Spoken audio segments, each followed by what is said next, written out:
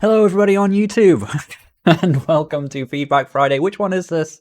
This is Feedback Friday 13? I think it might be 13. Feedback Friday number 13, where we play games made by you, or maybe not you specifically watching on YouTube, just addressing, but the people in the chat, those people. We play games by these people. People who showed up to the stream on time at around 1ish, and well, this thing was open for a bunch of time, and submitted a game. If you want to have your own game played, you just show up to the start of one of these streams on Friday, as you might guess from the name, and you answer some questions. As long as the game is made by you, it's freely accessible, playable on PC, probably also not local multiplayer, we'll play it. Doesn't have to be a game maker thing, can be a Unity thing, can be whatever the hell you want it to be. But yeah, you come along, submit the thing, we play your game. Also, it's Lukvargen this weekend. I'm not going to be going straight from one stream into the next, but just so you know, if you don't know what that is, it's a 48-hour game jam where you have to make a game in 48 hours. I'm going to be doing that over the course of this weekend. By the time, I'm just realizing by the time this VOD goes out, Lukvargen will be over. There's literally no point me telling you about it. But I tried to make a game. It may have worked. I don't really know yet. Cool. So let's get started. We got game. What are we playing first? We're playing Mask and Vengeance. This is a game we played on a previous Feedback Friday. It was pretty good. I think it was one of the ones in the thumbnail, and we're gonna play it again. Why? Well, presumably something has changed. This is demo build 1.1. I don't remember what it was last time, but presumably 1.0. I don't know. But we're going to download it, and we're going to stick it in the ever-growing folder. Where is the ever-growing folder? Where is my folder? Video games. Save. And while we wait for the billions of megabytes to download, I will pretend don't have anything else to say. How big is this? I don't remember. We got it before. Can we get ham sandwich with cola emote? I don't know, man. Do we really think that that's a lasting meme?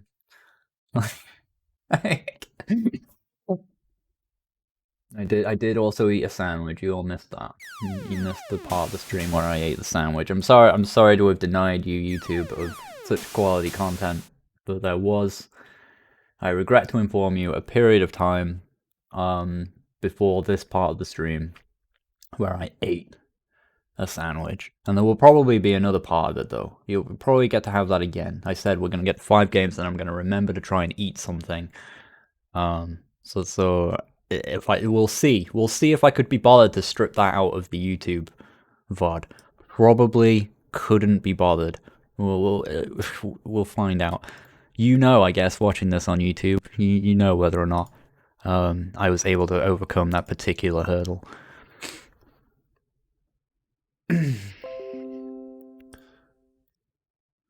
So what do we do on this stream? We play these games and we try and give some kind of intelligent feedback based on whatever limited experience, whatever things from my limited experience as a game designer or maker of things, I think might be helpful to you in your particular game developer journey.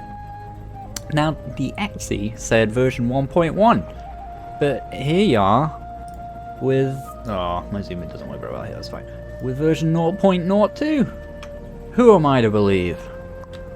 Using a controller is recommended. Luckily, we have one of those devices to hand. It's, wait, what? Okay, left to increase, right to...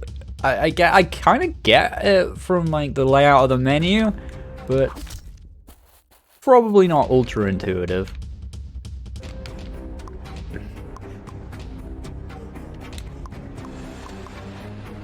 And this general, like, right to left thing is a bit odd for English.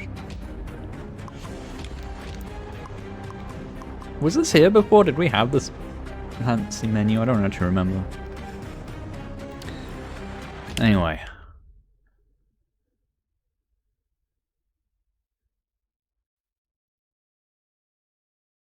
Friendly Cosmonaut menu design? No, is it?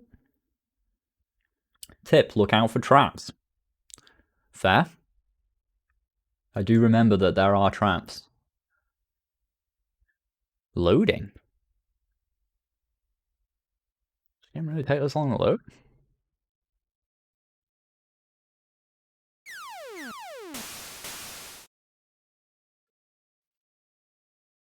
Is this like designed to make sure I've really taken in the look out for traps tip?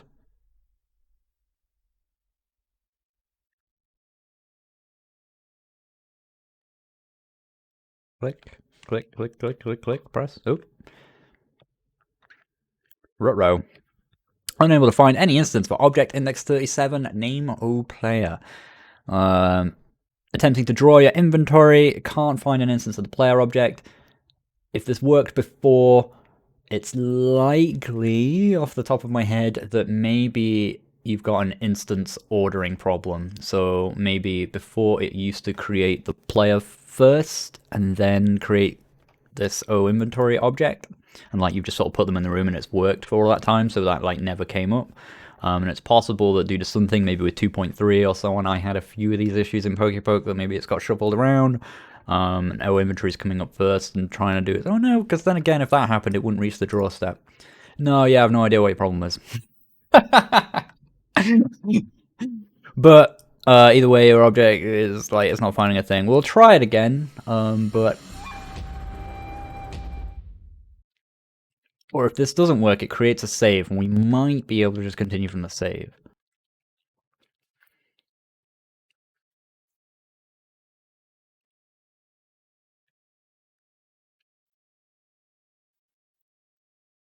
Oh, I'm actually crashing it myself by pressing back, I think. If you press back, maybe that triggers something with the menu, with the inventory that works on the loading screen.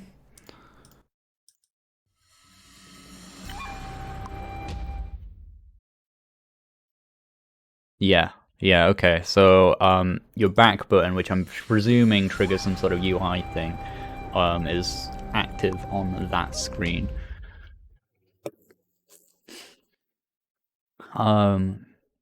But your loading screen doesn't also seem to work. Or it's just taking a real long time, I don't know. We'll give this like a minute.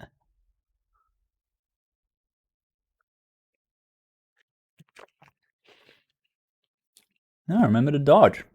Good shout.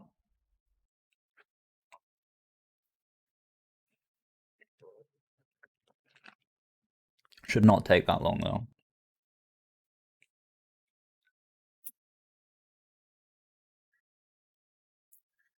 Hey, to be fair, I'm actually surprised this kind of thing doesn't happen more often, and it does happen. If people get in a building for whatever reason it doesn't work, or it crashes, or there's bugs. It's the nature of making things. So don't feel too bad about that. If you want to submit a new build and if you can work out how to fix whatever this is, I don't know. I mean, you said you tested it on your end, so it might be tricky to work it out. But if you get another build and it's ready, then just let me know in the chat, and maybe we'll come back to it. But unfortunately, until then, let's move on. So we'll leave that there in case we need to come back to it. But let's move on to Castle Break by Pauloondra, air hockey with additions. As I say, like, I'm surprised that kind of thing doesn't happen more often. It's just, and as I say, I wouldn't feel too bad about it. It is a thing. It is a thing that happens. Games crash. Bugs exist. And so on. Surprisingly not, King Nova. Surprisingly not, because people who make viruses tend to want to cast them out to a wider net of people with more value to steal than one random game dev nerd on Twitch. Turns out I'm not really that much of a worthwhile target for a virus.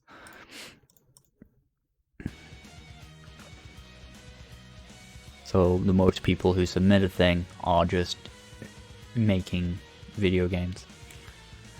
Yeah, I mean, I feel like I should stop talking about it to someone that doesn't like do that. but they still don't really have much motivation to, right? I mean, a virus is like work. That's a lot of work. You make a thing to break someone's computer, you just do that just for the sake of it is a bit, I don't know. Much risk of that as there is a risk of someone just punching me in the street for no reason, you know? I guess there's the like, oh, it's a live stream, there's an audience aspect to it as well, but generally it just doesn't happen. Anyway. People, thankfully, are just marginally better than that. What do I do here? Oh, your army, protect them. Your robot. Can't full screen this in any way, I don't think. Well, well, here it is then. The robot, unbreakable, mouse controllable, can kick bombs. As if it is funny ball game. Let's fight. God, I like the way this text kind of comes up as the it's cute. Oh, I think I started the menu right.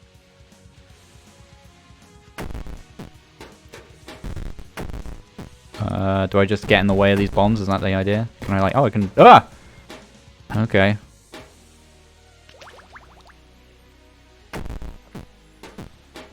So I kind of need to. Can I like beat them then if I like set off the TNT? Man, having an indestructible robot is a pretty strong advantage in a war situation, huh? What, for attack, whatever that. Not sure what that means, but. Oh, they are, and these effects are cool. I feel like I should get it zoomed in more, but I can't really even zoom in that much more due to the aspect ratio of it. It was designed to be like a phone thing, maybe, with just looking at the way it's set up and the fact that it's like controlled with just like one mouse.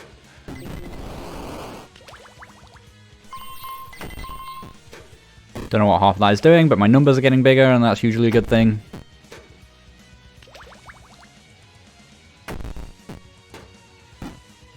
There's also some pretty hype music. Should turn that up on my speakers. Because it looks like it's up on the stream. Wow! Wow.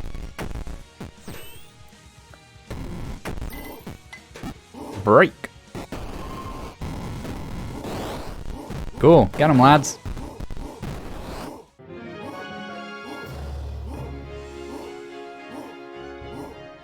Break! Break! Shooting or building, choose one. Auto gun. Now I have a weapon. Ho ho ho. Use the left mouse button. Take weapon bonuses. Oh, okay. It was weird like introducing these things before that. It's not a big deal. Oh, there's another dude.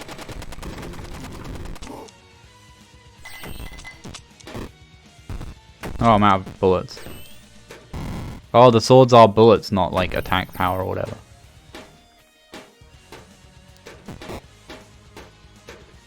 But he's in the way. He's in the way.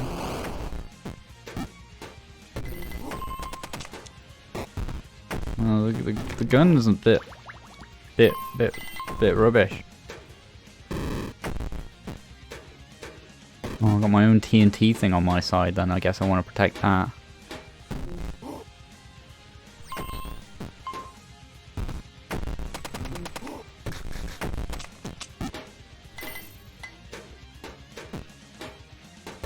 Oh no, we lost some dudes.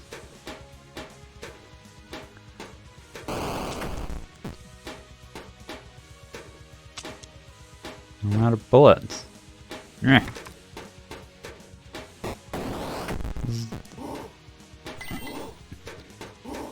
Not very good at air hockey.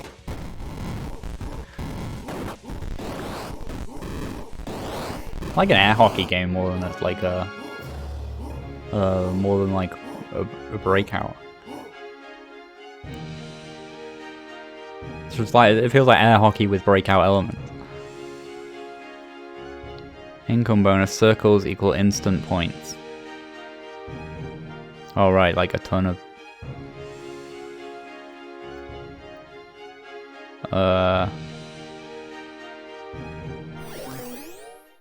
Okay, I kind of get it. It's reasonably well explained. Ah.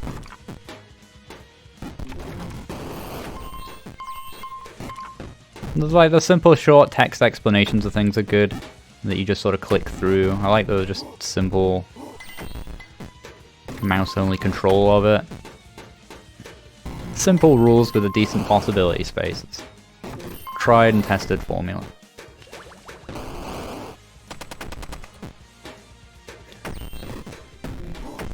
It's really hard to gauge the strength of the gun you have. Yeah. Like how many bullets do I need to... I'm not even sure what killed him there, but... Does it play like the same bomb sound like 10 times there? It's just a bit like out of volume sync with all the rest of the audio. They built a robot to... Wow, yeah, I mean, that was ages ago.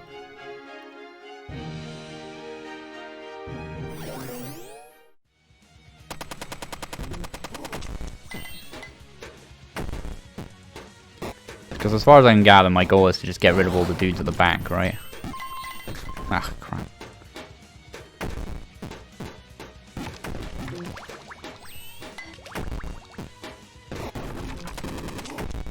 When will my guys shoot their own bombs?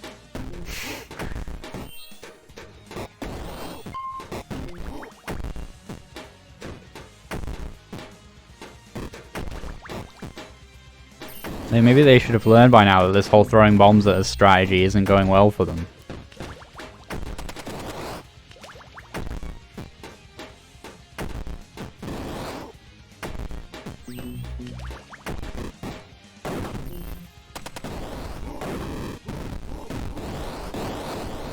I like the progression of it as well, just like moving up a little bit at a time. It feels like you're going somewhere, doing something. Bad weather. Oh gosh. Don't know how I feel about this. Stone walls. Now I can build. I thought that was going to be a thing when I saw those hammers going on, but I've got like 99 of them. That sound effect is quite loud. Yeah, your audio levels are a bit all over the place. Some things just way louder than others, with no real way to set or adjust that. So I think you need to like normalize your volumes on stuff. Like that build sound effect's way louder than everyone else. I cannot see!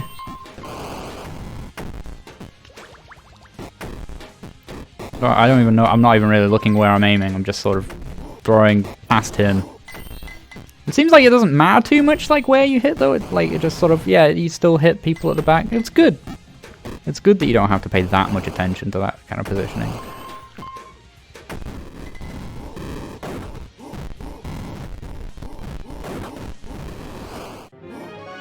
That's really good. I like this a lot.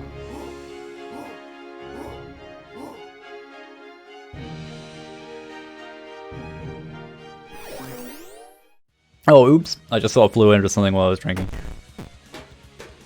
Oh, build income increase. I'll take that.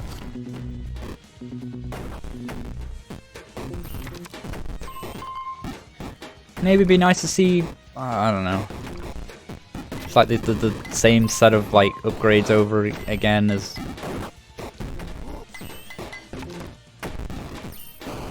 I get the kind of distinction you're making between like, oh, get a bunch of something or get income of something. I think it's pretty clear that income is better, right? And instantly getting something would feel like a compromise of like, oh, I'm not doing very well now and I need to catch back up. But it would inherently feel not very good to have to pick. And it puts a lot of icons on the screen. So if it were me, I'd maybe think about just having neat, interesting robot. Oh, he's got like a gun and stuff now, right? And maybe only have like the good income ones and stuff, and all the special ones that allow you to do other things. I've already got stone walls, so do I need wood walls? What happens if I have both anyway? Is it like, well, how do I pick between the two? I've not actually been using my gun.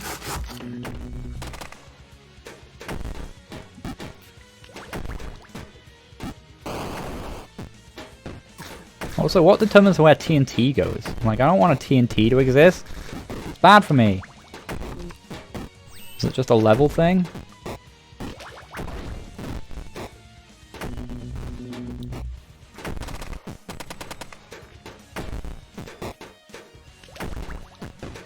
Uh-oh, it's getting harder.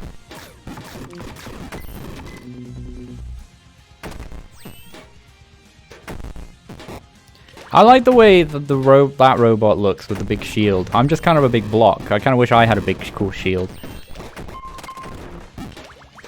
Like I matched up a bit more to his. Like I like the aesthetic of the enemy robot for this more than I like the design of the robot I control.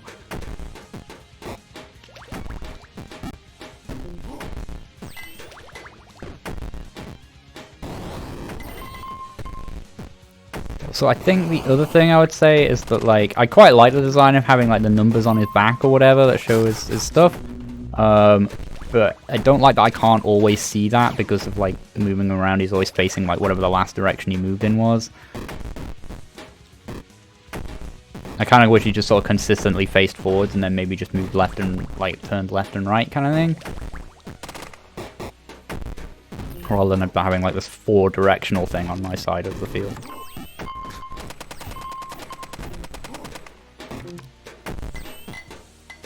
Ah.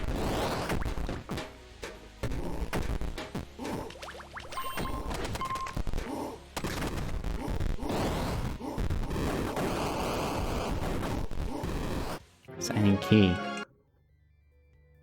The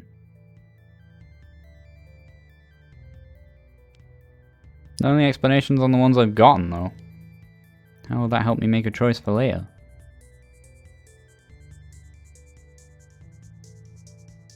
Oh, and you can at least turn down the stuff. But anyway, it wasn't so much my problem with, like, the overall sound is too loud. It was like some sounds are louder than others, just to be clear. Anyway, I think I've seen enough of that. It's really good. I like that a lot. It's cool. It's a good little game loop. Progresses a little bit at a time. Interesting little upgrade choices. And the game itself is just fun to play. Well considered. It was really good. I'll say I like just the consideration for the little things, like, you know, you hit a thing, it doesn't have to be like exactly on point, you just sort of dealing some amount of damage to the bank, although it felt better if you hit it on point, and so on. It felt good. However it worked, it felt good. Moving on to M77 MDSD Skills Game.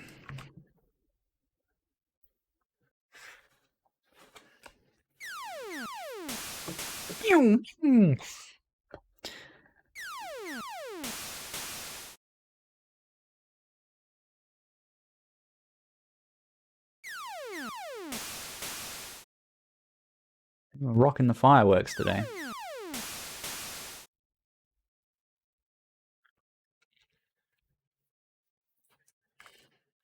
Yeah, that tends to happen. Put the LD jam thing in.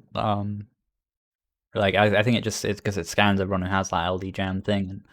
And if I have a decent number of viewers, which I happen to do when I'm doing Feedback Fridays and so on, you can end up there pretty quickly. It's pretty cool. Made this game for Vim Jam, 1 week game jam, a week game jam. Gosh, that sounds like energy. It's a puzzle platformer and it have a tutorial. Oh, good. Good to know.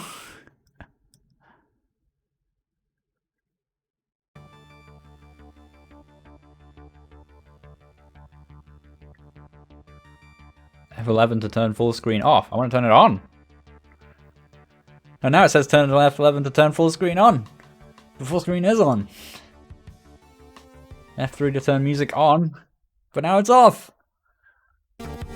Whoa! It came back a lot louder. Hold up. Hold up. Hold up. Let's keep it at that level.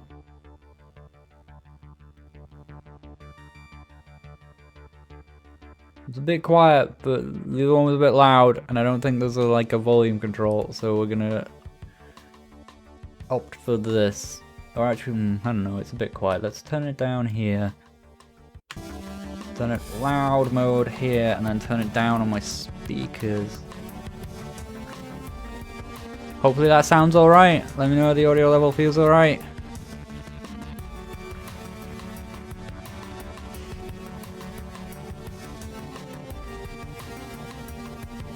Hopefully feels alright. F11. Full screen, OBS. Nah, there we are. Yeah, my dude. I'll move left and right. There is a gateway with eyes or candles. I'm not sure. I went in. I came out. There will be gateways. Welcome to my game. There is another gateway. To get to this portal in each level. This was already made clear by the first screen.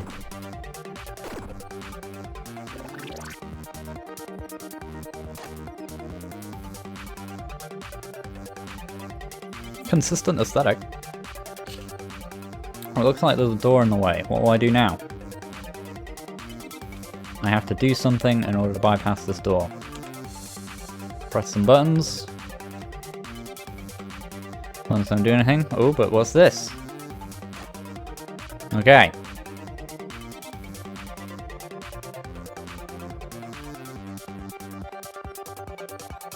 Just a lever.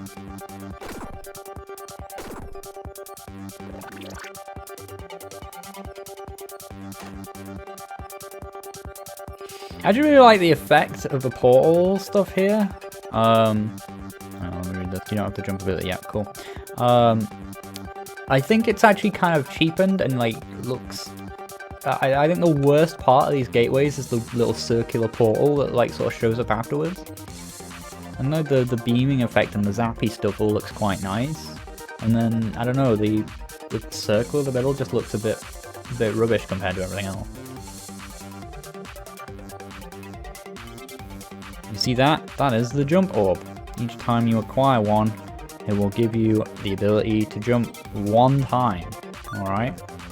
So if I use it, am I just screwed?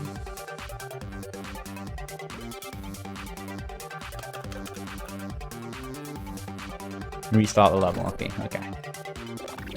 Yeah, like this looks good, but just the circle looks a bit rubbish.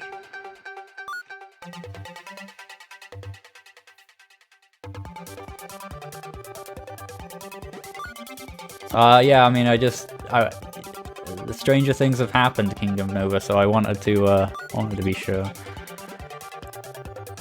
I like this jump arc. I like this floaty jump. It's nice, actually.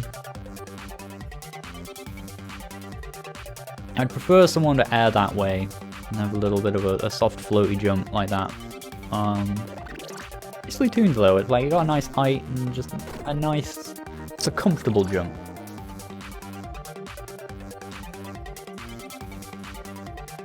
It's a little slower like than the average one, but I think it works for this.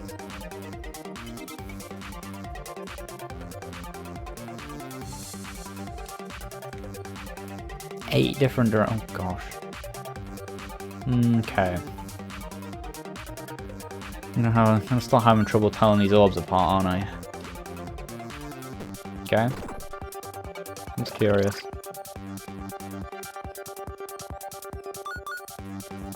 No jump buffer? Surprised you don't have a jump buffer.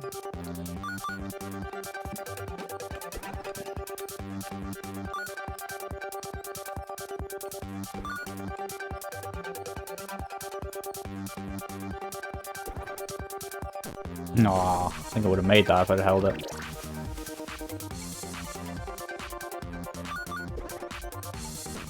Wow, it's just out of reach, huh? I wonder. Ah.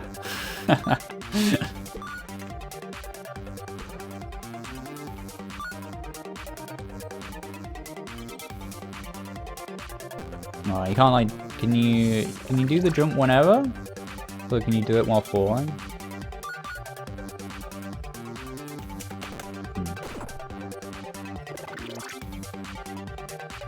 I wasn't implying you didn't know I could do that. It's quite fun. It's a satisfying way to do it.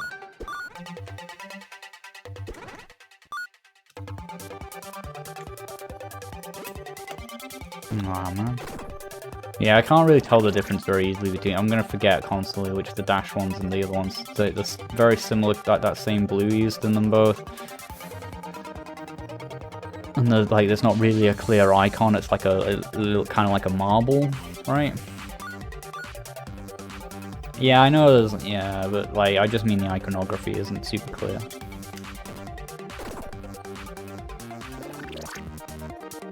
And what's this area for? I mean, maybe it's for something, I don't know, but... What's this little peninsula about?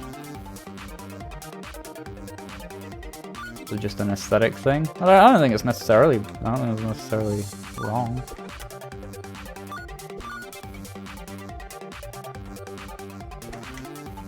I just really want to use like the minimum.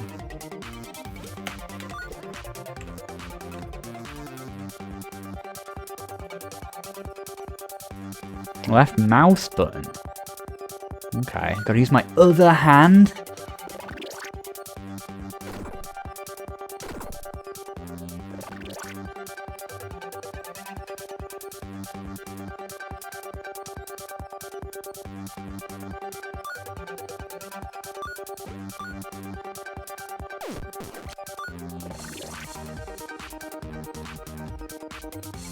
Bring you back to the start, Paul. Okay.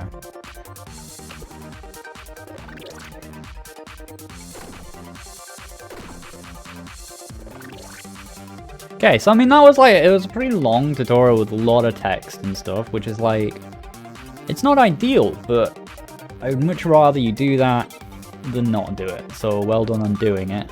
And it was clear enough, you know? It was a bit long on text, and you like, you then start, you know, now you've done that, you kind of like, you passed the first stage of being able to put in a tutorial for your game. Good job. And it was good and pretty well done. Now it's like trying to work out how to make it shorter and shorter and shorter and clearer and simpler, and trim the fat off it without ever making it like bad again, which is the very tricky part, but it's the stage I believe you're ready for. You're ready to try that in future.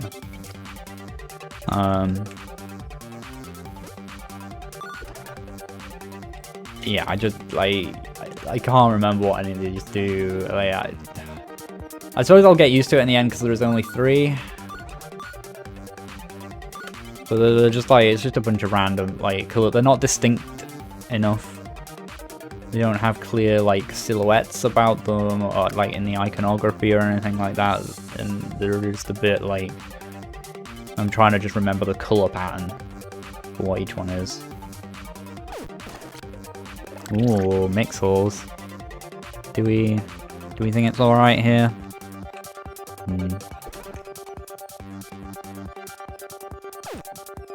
Oh.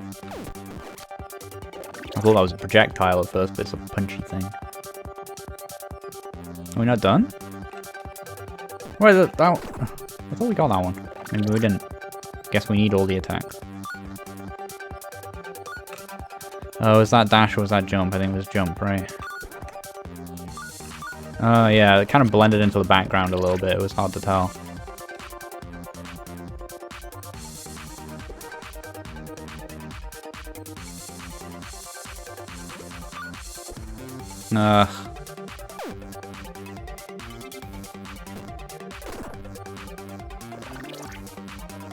Bit of a long thing to have to play after a quick for restarting, and something where you're gonna have to restart a lot. It's a bit of a long animation for that. Oh, no, it's okay. I want to jump over.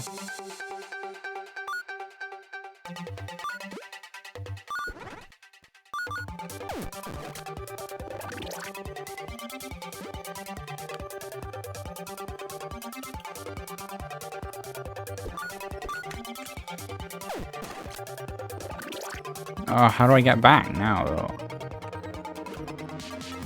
Okay, yeah, okay, we just have enough, yeah. Wasn't that long. So already kind of like right away I'm in like a 2-screen level. A 2-screen puzzle just after finishing the tutorial that requires a bunch of stuff. Not that it was hard, it's just kind of long and a bit involved to throw me in right away. Ugh. I don't mind the idea, but you do need to like, you need really quick restarts and something where you're going to basically be restarting like a lot.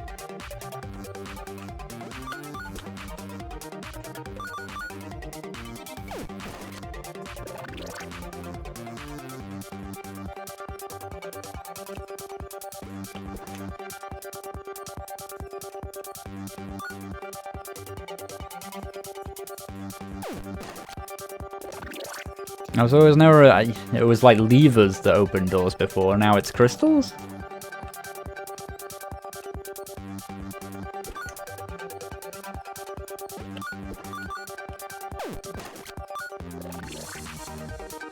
The other problem here, and I ran into this a little bit with another perspective, is that this is like you've kind of combined like a puzzle thing of like trying to work out what to do with also the action element of like being able to do a tricky jump and some dashes and stuff. A little bit oil and water, those two. Because you can know what to do and just not be able to do it, and it's kind of frustrating.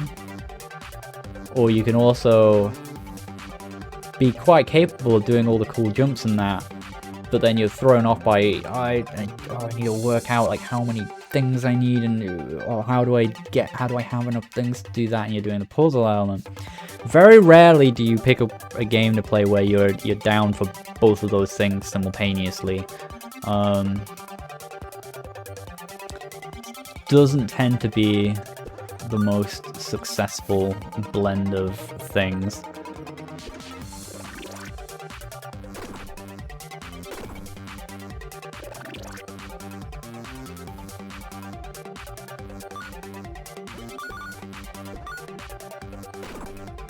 The level design is good. I think it's generally like, you know, you've had to think through like just these little puzzles. I kind of wish it was like, I don't know, maybe zoomed out and the level, like if you, because you obviously can only do so much on one screen here. I kind of wish it zoomed out like to double distance or something, and we could fit more of the puzzle on one screen so I have more of the information right away.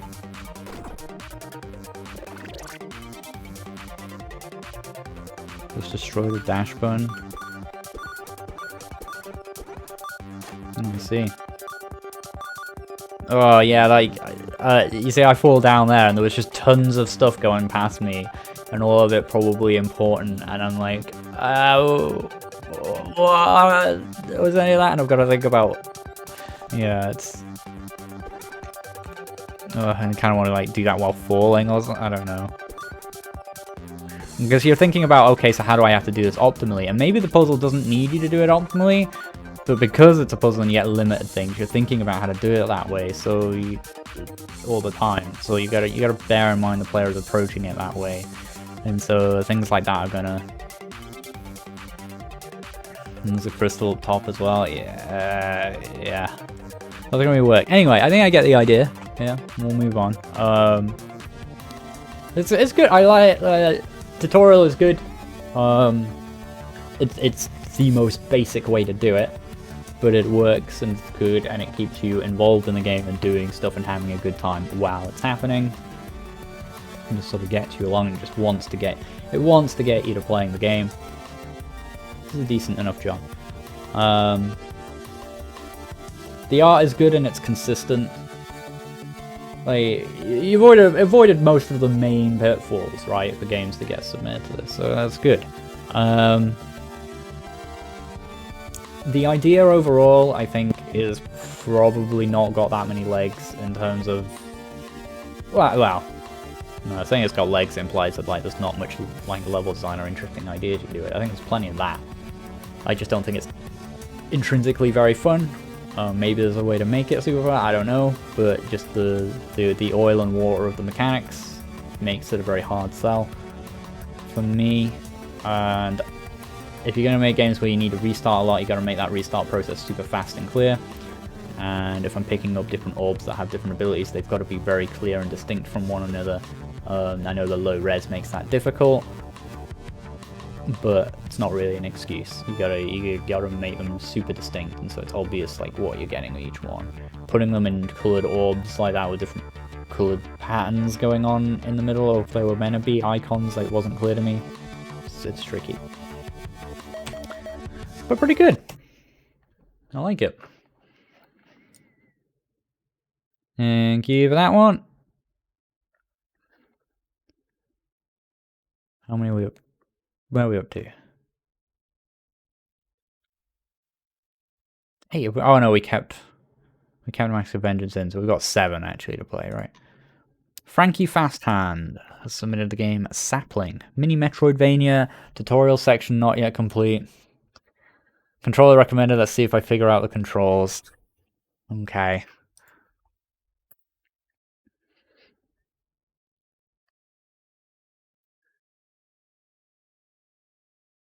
Yeah, just as someone did submit in chat, but we're not currently accepting new games.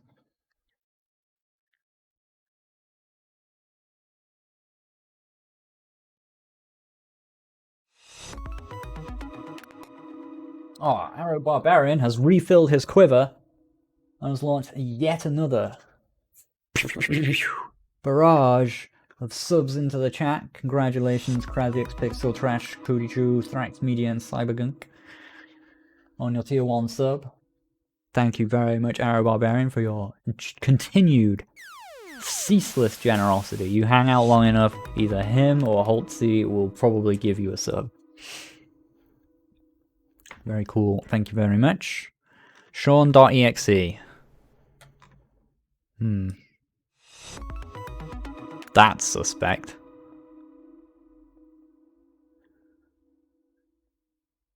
Why is it called Sean.exe? Okay, it's a GM 1.4 thing. I'm gonna give it a quick scan. No current threats. Just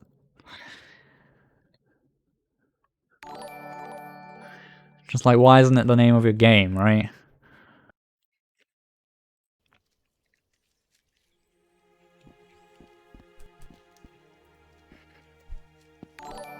Like, if anything makes me think that it was made just for the stream, then that was one of them. Okay, so let's press. Someone's written their own auto tile script, but is calling it after the first draw step. So there is a frame where none of the tiles are auto tiled. Interesting.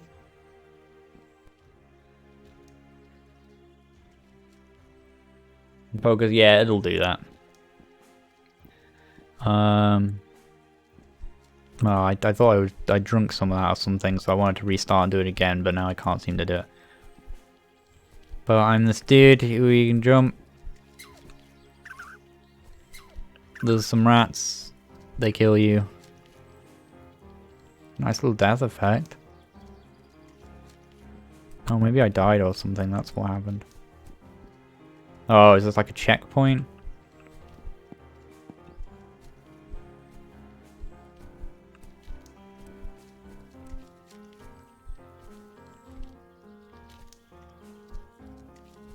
Is that playing backwards when I jump? It's a weird effect. Like, that looks very strange. Can I jump on these? No. Okay, avoid the rats. The art is very nice, generally.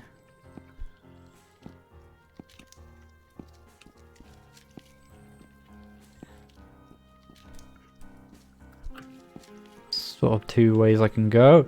Let's go this way. Did say it was a mini Metroidvania, right?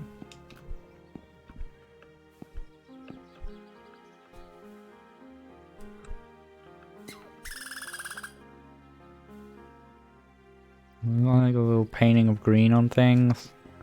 That transition's a bit slow for the restart.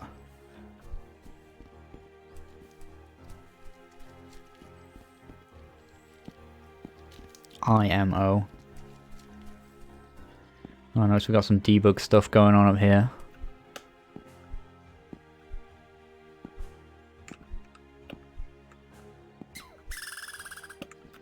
What's this thing? I want whatever this thing is. Hang on.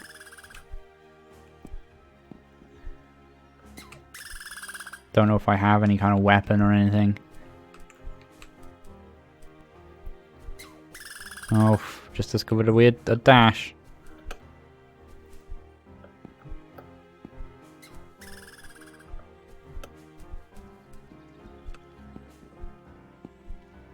Don't know how I did it, but there is one.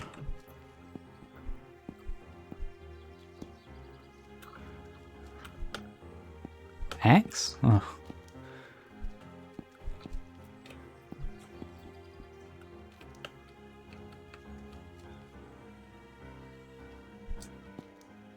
Oh, holding X on the ground did something. Yeah, I don't know what's going on with any of it.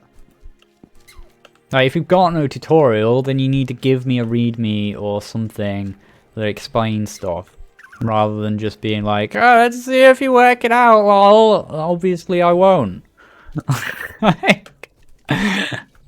I'm just gonna hit random buttons on my keyboard. Tell me how to play a goddamn game.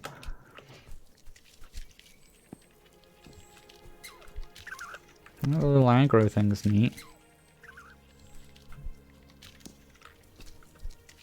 But so far, whatever that power is hasn't been meaningful anyway.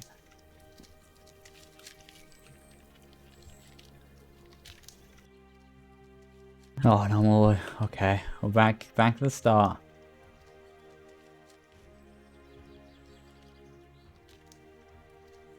Whose game was this again?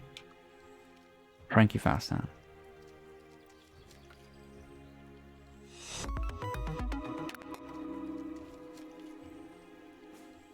I would cheat. X. Oh, should I be using controller? A. Attack. Oh gosh, we do have an attack. Okay.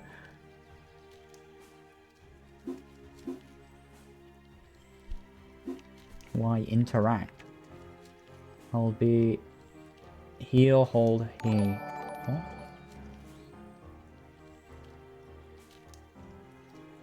Hold B is heal. RB dash.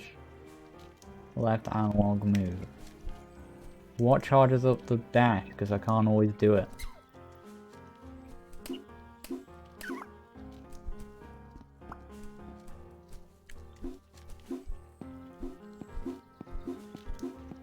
Thanks, Thrinmore. I've not eaten another sandwich yet, no, sorry. Okay. This feels like kind of like Hollow Knight-y, right? So it's just the design of the UI thing at the top. Looks nice enough. I'd make it bigger. Don't just scale it up, obviously, because then that would be inconsistent, but...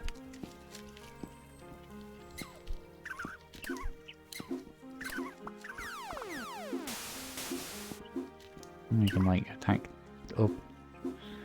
Right, left, right, down, in a very Hollow Knight-y way. Now you've scaled up that on-hit effect as well, you can tell. I get there's already some mixels from rotation and stuff, but the scaly ones look a lot worse.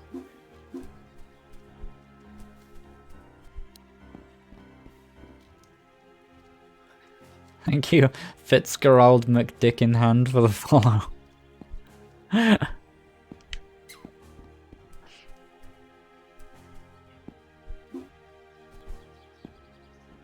Oh yeah, we can like heal, right? With whatever, I guess that's the whatever you get from killing things. Nah. Okay, it just costs you one and brings you back. Nah.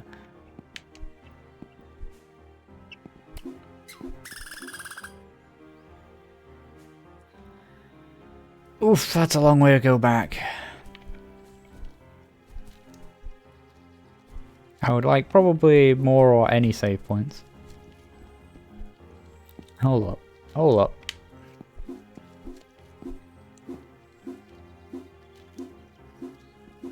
Oh, it really looked like a thing.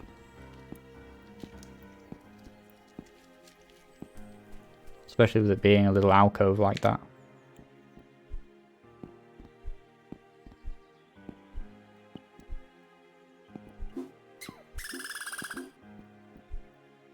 Man, how do I...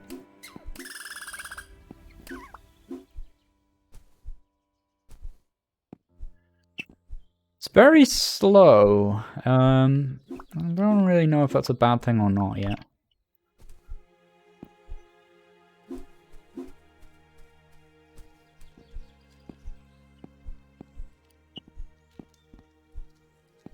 No. What? Throwing things at me? Why are some of the rats different? But they all look the same.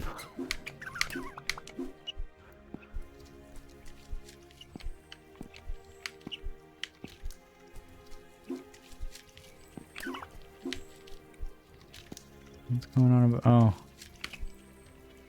Shooting... earth poops at me. Showing where it's gonna land is kind of neat.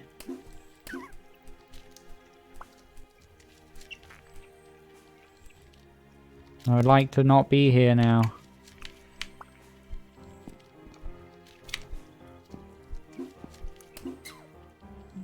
Oh, I was gonna say if I was dead. Oh my god, there's still no checkpoint.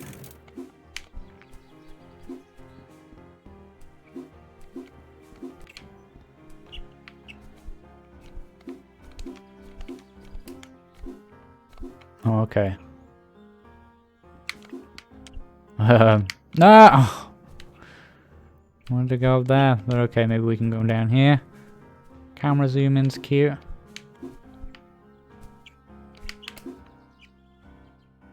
Is there sound that's just real quiet? I think there is. It's definitely an attack noise. It's making a little bloom bloom noise.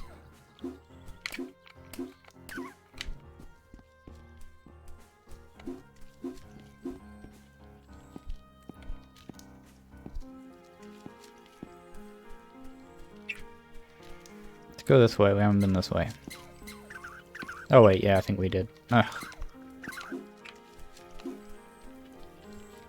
There was nothing, right? What's this? What are you? What is this place?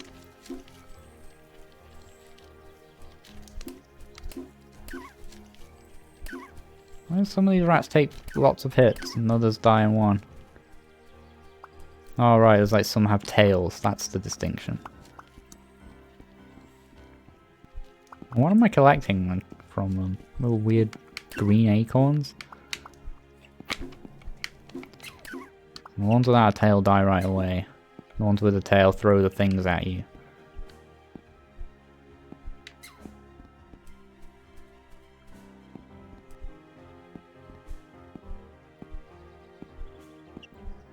Yeah, I mean, I really like the background art. The enemy art is good too. I don't feel about the character overall, but I like his legs.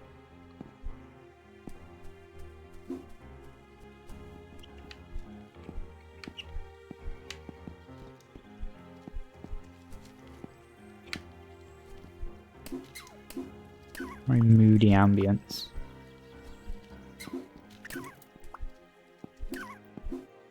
Like, at least doing anything other than just refreshing my ability to heal, which I should probably, I guess, be doing more. Why not just have them give me health? Why have them give me a thing that I then have to use for healing? I'm not sure what the... like, what that's getting at.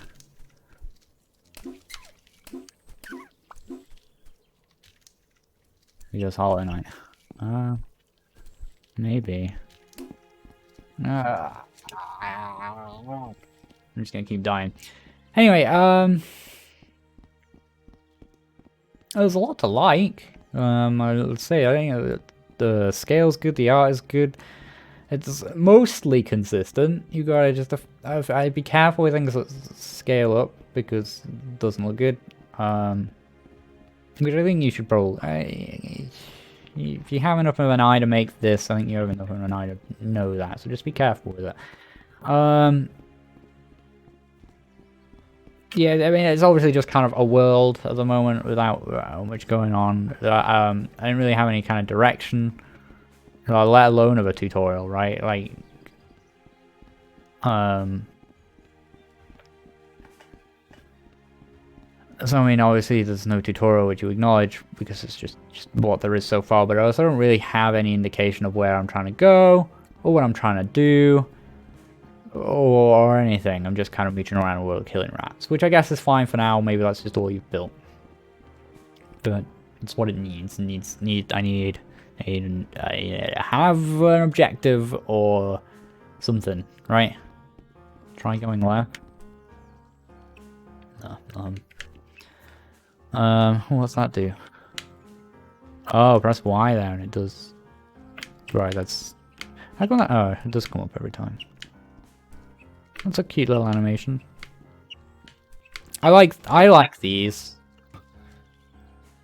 I like these things a lot when that zooms in. I like to indicate button the press. Then you don't have to do a stupid thing where you're like the Y button or triangle or this. It's just a top face button. I like it. Those are good. Yeah, this is nice. Yeah. Don't do this though. Let's see if you remember out the controls. Just tell me them. If you haven't done a tutorial, include a readme or just include it here or something, right? Anyway, I know you were in the chat, but still, and for others. Good. It's a good start though. I don't really know what else to give feedback on because it's a bit too early. Because most of the things I would say are missing are just like, well, yeah, I haven't done that yet. That can be the problem with things that are like super early. It felt a bit slow, but honestly, it depends on how you're actually pacing the game.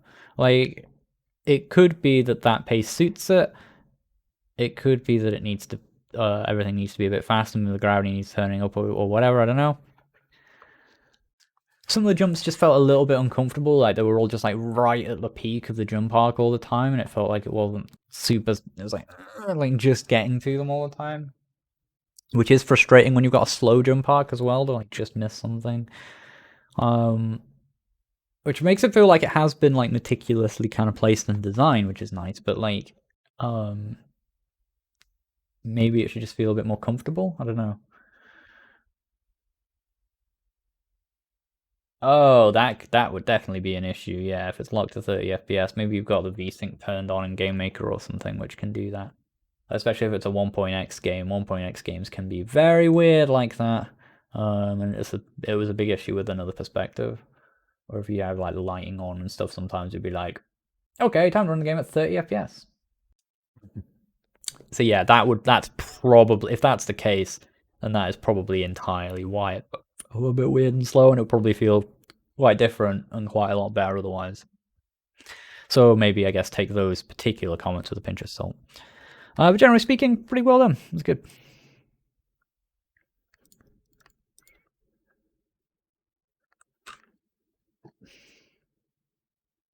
Not much more to say about it until more is done on it, other than the art is pretty nice, really.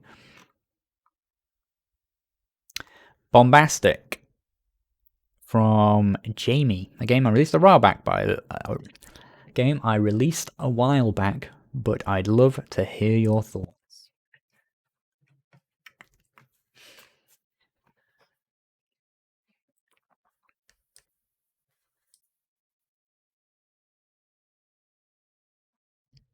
Oh, I don't know. I was waiting for that to trigger some sort of auto download instead of just clicking the big download button on the screen. Play Explodey, a bomb with an explosive spring in his step. What games are we on? 7, 6, right. One more and then I get a food break.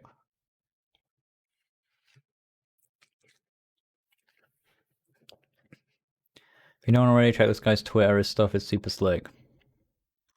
Or this guy? His Twitter isn't linked, so I guess I can't. Let's play a bomb with an explosive spring step. Uses exploding jump to traverse rooms and solve puzzles. Destroy all the orange blocks and TNT to progress through the levels. Okay. I've played this. I think I've played this idea a few times before.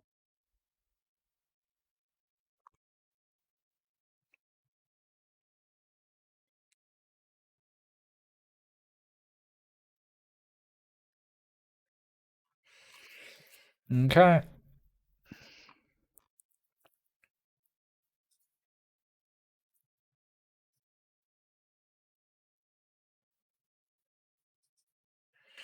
Version 1.1 new.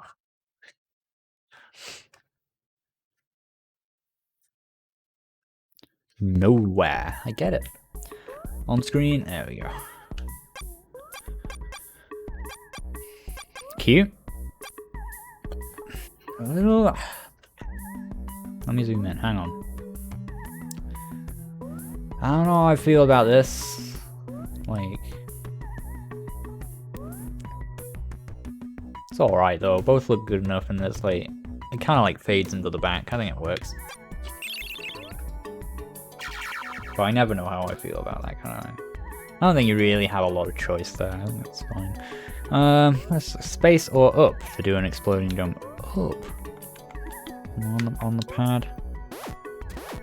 No, I don't press up. I press that, and now I press it and it's gone. Oh god! So I hope the rest of it wasn't important. And the D-pad? No. Okay. Moving back to keyboard. Okay, do it and space. That was my guess. Luckily, I guessed right. Okay, so the issue with having it like, okay, once you've pressed jump, you probably know what's going on. Is fine if the sum total of the instruction was press jump, but I believe it was like, there's the jump. Also, clear the orange things to finish the level. I might be wrong, but I feel like that was on the end, or something to that effect was on the end. So be careful about getting rid of that the moment I press jump.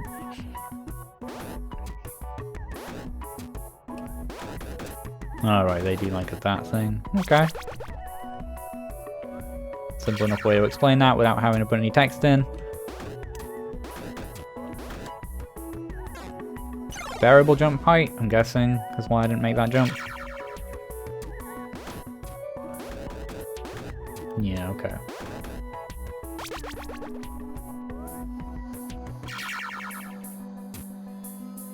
Yeah, I noticed I slid down a thing.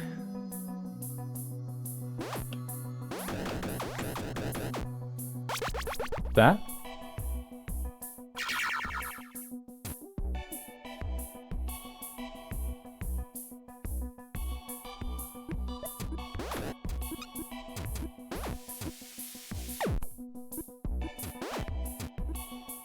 I'm used to that other game when I'm thinking I've got a limited number of jumps and I don't. I don't think anything told me that R was restart, but my guess was correct. Okay.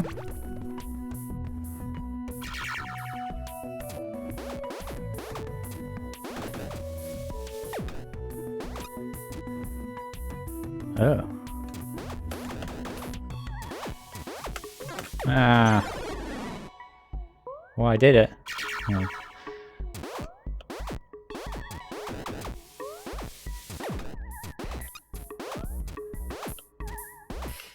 You know, this is a weird one. Like this. Like effect. With this at the same time? You know, it's actually hard to notice.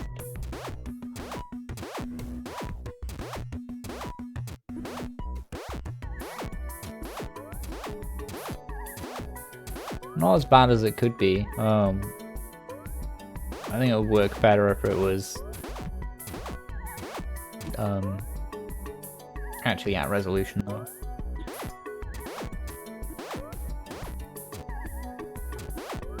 It can seem just like an obvious. Yeah. I think it would be better though. Like everything else is so consistent.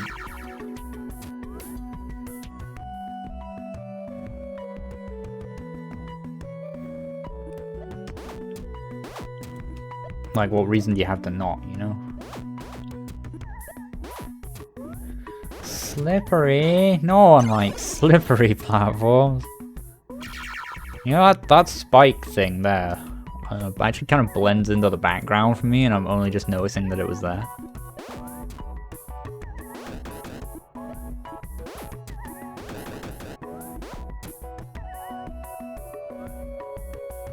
Just being on like a smaller tile than we usually see. Uh-oh. Was not expecting to be able to get over that. Ah. I'd probably wall that off so idiots like me don't jump over it. Unless that's an intentional part of the challenge. I don't know.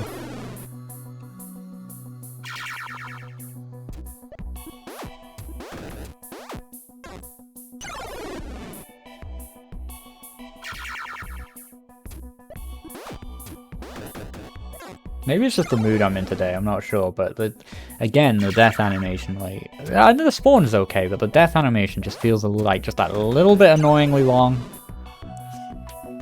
For something where I can just die over and over. God dang it!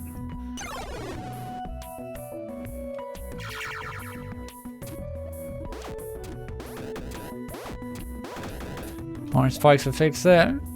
Maybe. I like the way the spikes look though. And it's just the nature of it being on this, like, we've never really seen this before up till now. Like a tile, I don't think so. Like a tile that's like quarter size, right?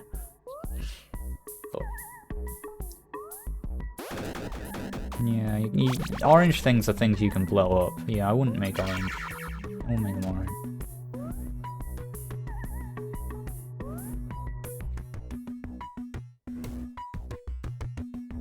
Yeah, I think the color's fine. It wasn't about the color of the spikes, really. I mean, it's like sort of is because it blends in a bit with this, right? But I really think it just comes down to that tile being like that. It's tricky. It feels like you want some other separate floaty death thing, you know, your spinny blade or something like that.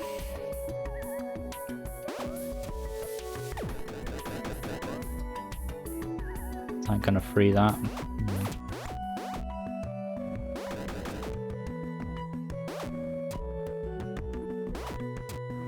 You know, a place where I don't mind the mixling is the squashing and stretching. Like this. Like when you do it in that kind of thing and you commit to doing it in those sort of places, I think it can be okay. Like that, because that just makes things look nicer in a way that's kind of cheap. You can also do that with the pixels if you want to be really thing about it. But yeah, I'm not keen on this. I think this could have been done better. But the overall effect is very nice. Especially because then you're so consistent, like with over here, like these things.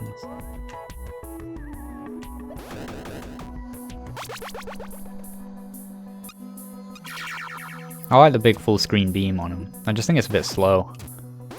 Like it could just be quicker. What's this about then? Okay, those looked a lot like spiky things, so if I touched them I was gonna die. Eventually I work out that they're not, on the pure basis that there's literally nothing else to interact with, therefore I must be able to do something with them. And then this level is basically serving as a tutorial, right, for these. Oh. Maybe not.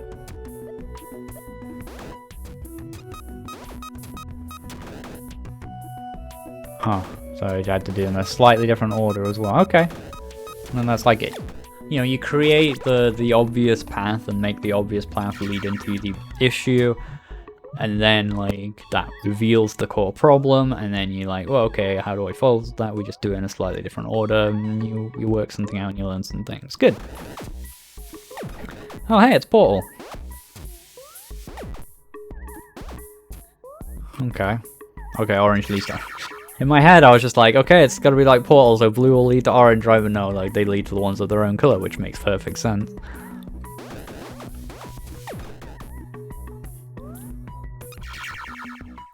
So I want to like... No. How do I... No! Yeah, I want to be able to restart way quicker than this.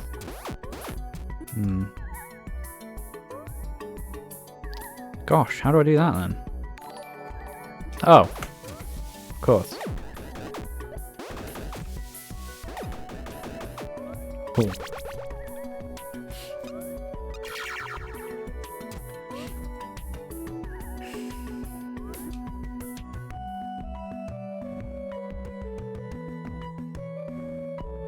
We'll defo get everything pixel perfect if I was to do more. I haven't learned about surfaces or anything. That's reasonable.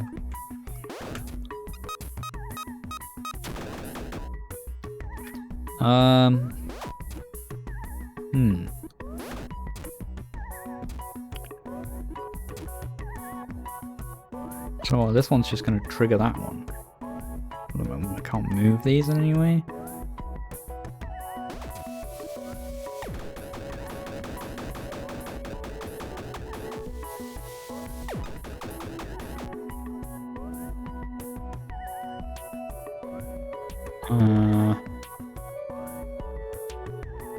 What was there at the beginning? Ah. Okay. Most of the puzzles so far have been about like just doing things in the right order, it would seem. So I can probably assume that don't do things in the first order that we come across in the puzzle.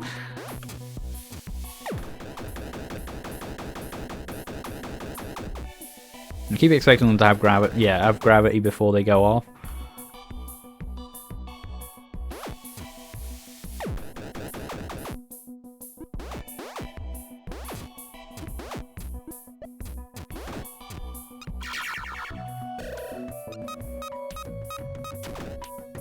It takes a lot longer to teleport that than it does to teleport the gunshot. Not an issue, just something I noticed. Okay, probably don't want to do that right away. Don't know why I haven't looked at the rest of the level, I'm just guessing that being the pattern so far.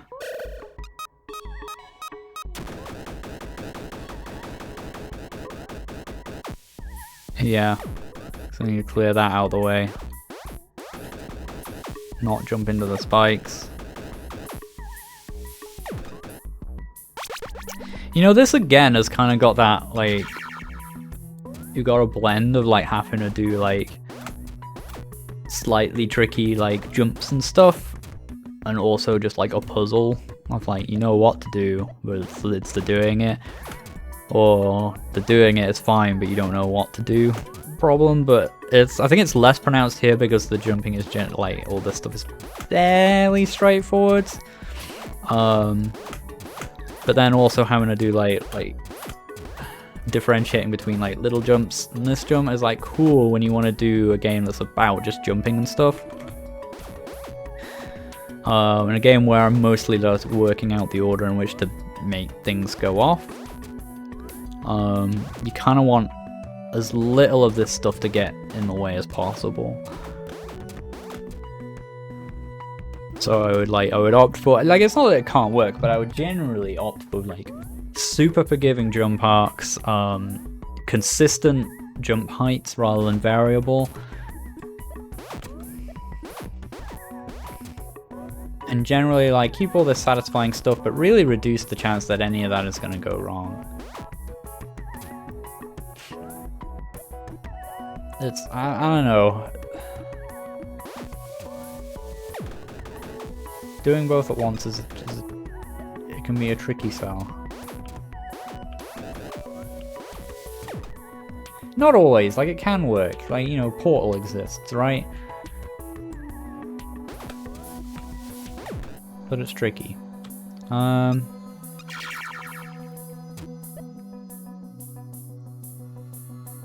I was just sort of doing things at random there, not really thinking about it.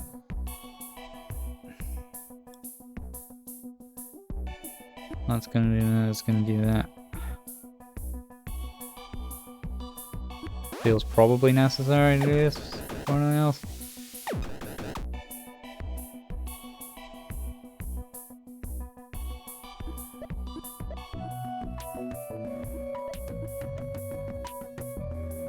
What's that other cannon for? Where's the blue portal? Oh, the blue portal is there. A little bit sneakily hidden.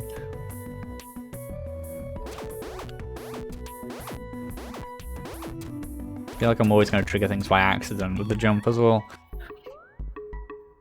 Can I go through these? Guess I can't really find out. I was just too far away. No, I can't. Okay.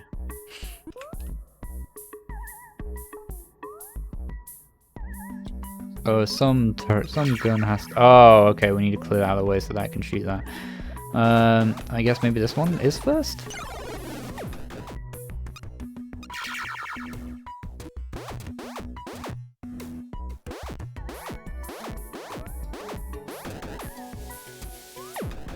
Bang. And then... Bang.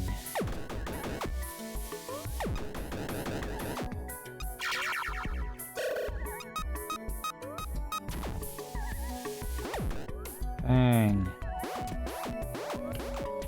And then this weird little... This one felt like a bit of a weird extra one at the end. But...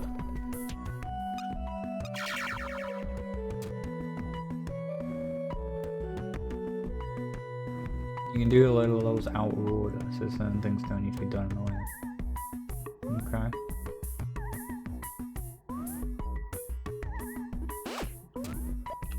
Ah, Slippy. God.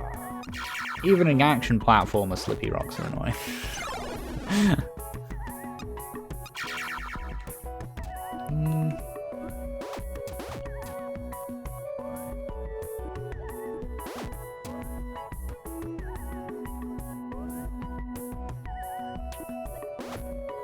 See, now I'm used to these things existing, they're not really a problem.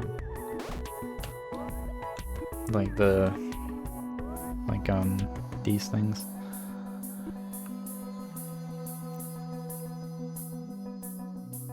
That looks like probably fine.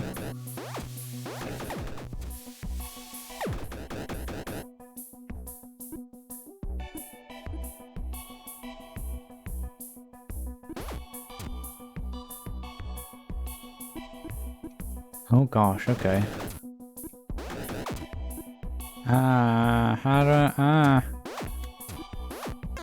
No! How do I even get that one? We gotta get up there?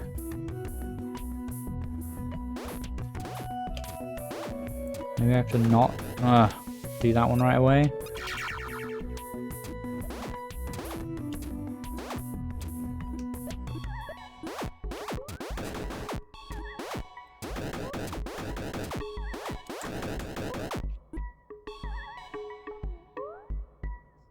Now how do I get back?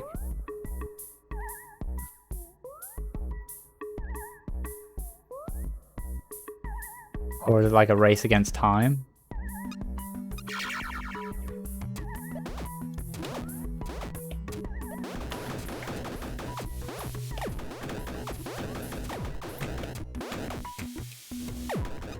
That's a cool level.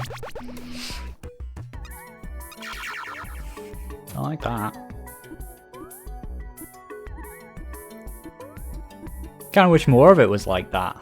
And there was less figuring it out and more just like you gotta go quick. The ones where you have to like stop and be like, how do... I think those are the weaker ones. Maybe if it leaned into the action part more. Since it's got a lot, like, it's got a lot of the things for that anyway. And for making that feel generally quite good and satisfying. Yeah. More like levels where there's more racing, fast timing stuff. Yeah, I think generally that's the better direction for it. I think that's where it's working better. Than like just like, okay, do this, then this, then this, and I have to do that way around in order to get it to work. I don't think those are particularly satisfying when you get them. And they don't really play into like the strengths of the game, I think. Which is most, I think, just, you know, running around watching things blow up. super good though. I think I'll leave it there. I think we get the gist. Yeah, it's really good. There's like some little mixed resolution things that I'm not sure were the best choice, but I think that it was the best you knew how to do at the time. But mostly just like ultra solid. And as I say, generally from a level design thing and point of view, I would lean into the gotta go fast elements of it, timing elements of it that feel good with your already really nice feeling like controls and jumping and stuff like that. And away from the stop and think and put the pieces together of like what order you have to do things. I think that slows it down and it's just not as good. Really cool, yeah.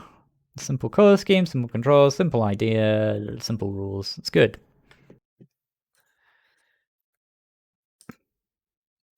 Thank you very much.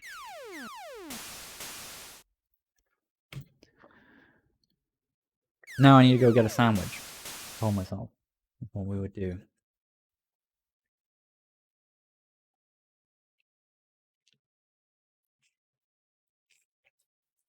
Yeah. Yeah, that level where like because I was still in the mindset of like, okay, so far this has all just been about what order I do the things in. Other than maybe like that second level where it was like jumping from platform to platform, and it's just like, oh, you only have so much time, right? I don't know, that wasn't a timing one. That was more just a committed one. You know what I mean? Anyway, so I was still in that mindset, and I was like, oh, do I just have to go fast? And then did it. Like the execution of that was really fun and really satisfying. Which I might have like guessed was instantly the thing I had to do if more levels were like that along the way up to it.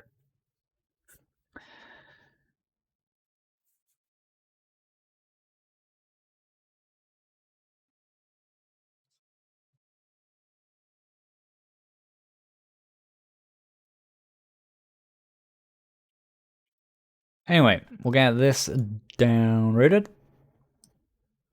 and I will BRB as I maintain my blood sugar level.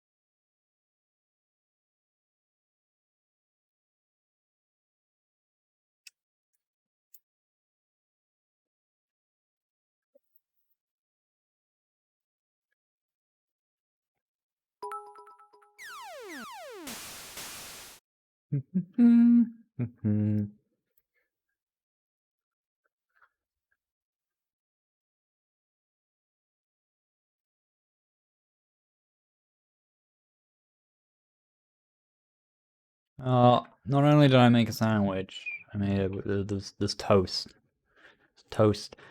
toasted sandwich, so I had to put the bread in the toaster and wait for it to be toast. No, it's not.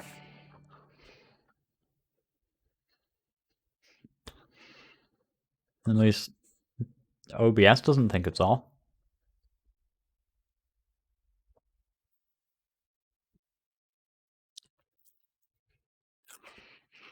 It sounds off. Turn your sound on.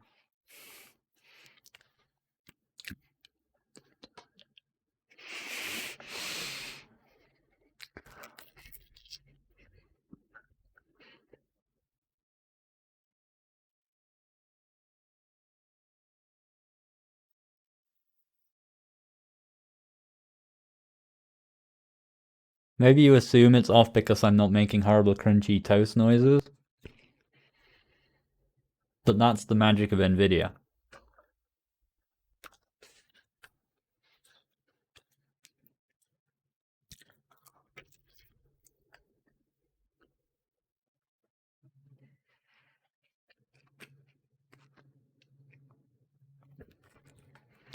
Decided to mute itself. Ugh, pardon me. Decided to mute itself. Hate when Twitch does that. Man, look how much better the thing looks. No, the people walking around down there. It looks way better now. I've like extended I've got the boundaries right. They don't all look like they're in a weird, obvious, invisible rectangle. I mean, they still do, but that rectangle is like what looks like what it should be.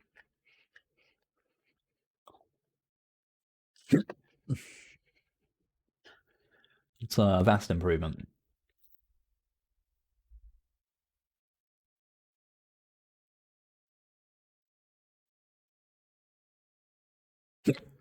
Give myself hiccups, man. I'm eating this way too quickly, obviously. Don't choke. Yeah, that is the dream.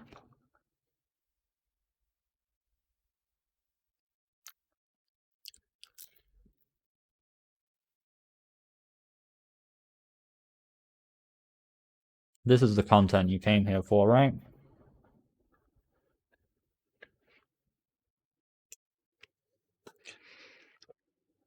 But April Fools would imply that that is not good, intentional, or quality content.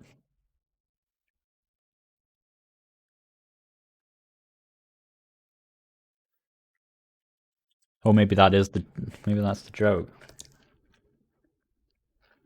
That we leave it up well after April Fools, and it's not, the April Fools is that it's not an April Fools joke.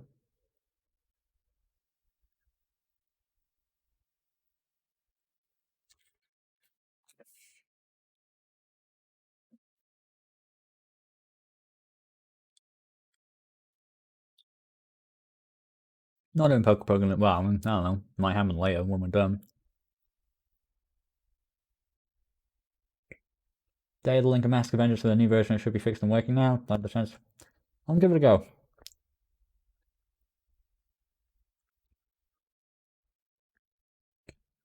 We'll do the game we've just downloaded, and then we'll do that one next.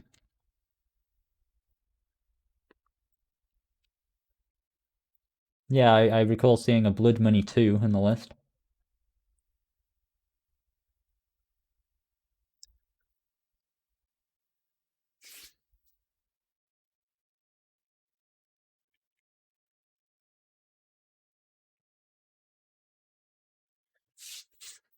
God, ain't toast delicious. What theme am I hoping for? I don't know, none of them were like super exciting, but then I remembered that like the theme just doesn't really matter that much.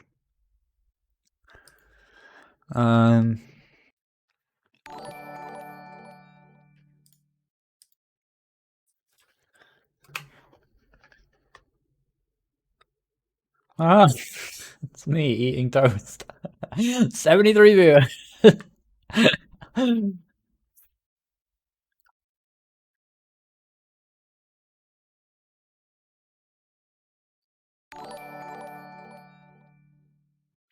Like, I like this one. Nomad. It's cool.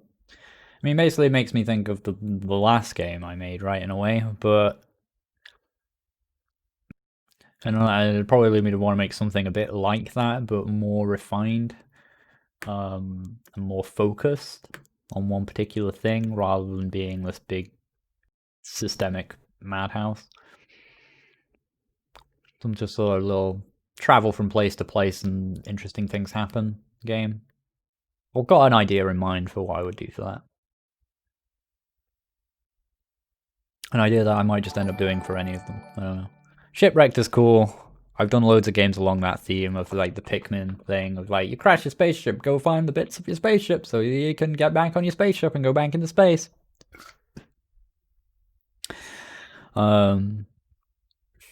But also, you know, there's boat wrecked, shipwrecked, right?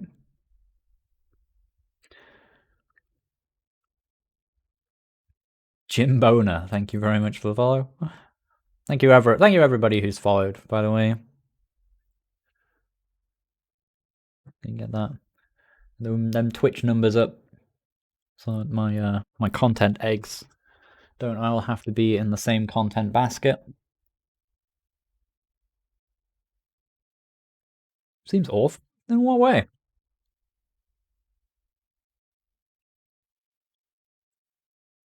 Million-and-one games. You're shipwrecked and you have to find a way to leave the island. You got to find a way to just survive a thing.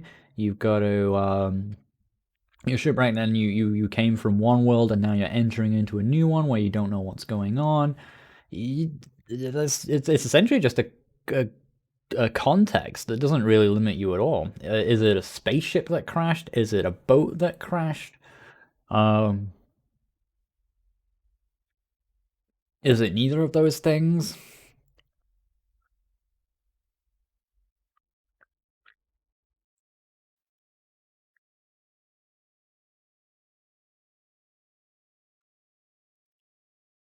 I don't know. I think there's loads of cool creative room there.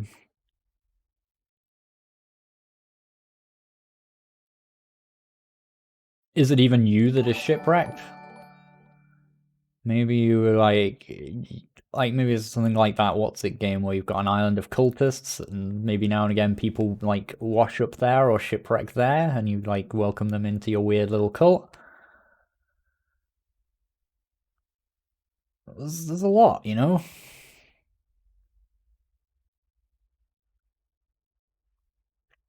Yeah, maybe you're shipwrecking other people. Maybe you just discover shipwrecks. Maybe you're an explorer, like a deep sea diver exploring shipwrecks. That's, you know, like I don't think it's very limited at all. I think there's a whole lot of ideas there. I don't want to. We can get back into games, but yeah, I like Shipwrecked. I like Nomad.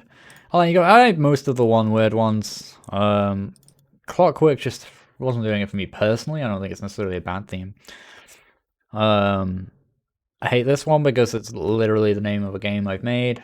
It's also just not a great theme generally, I don't think. Anything that gets past like the third word is unlikely to be very good, but some of them are sometimes. But ones that like kind of mention a specific mechanical premise are generally kind of weak. In fact, yeah, I don't like this either.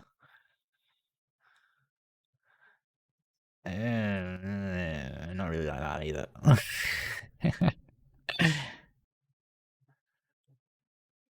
All of that. Let's just be honest.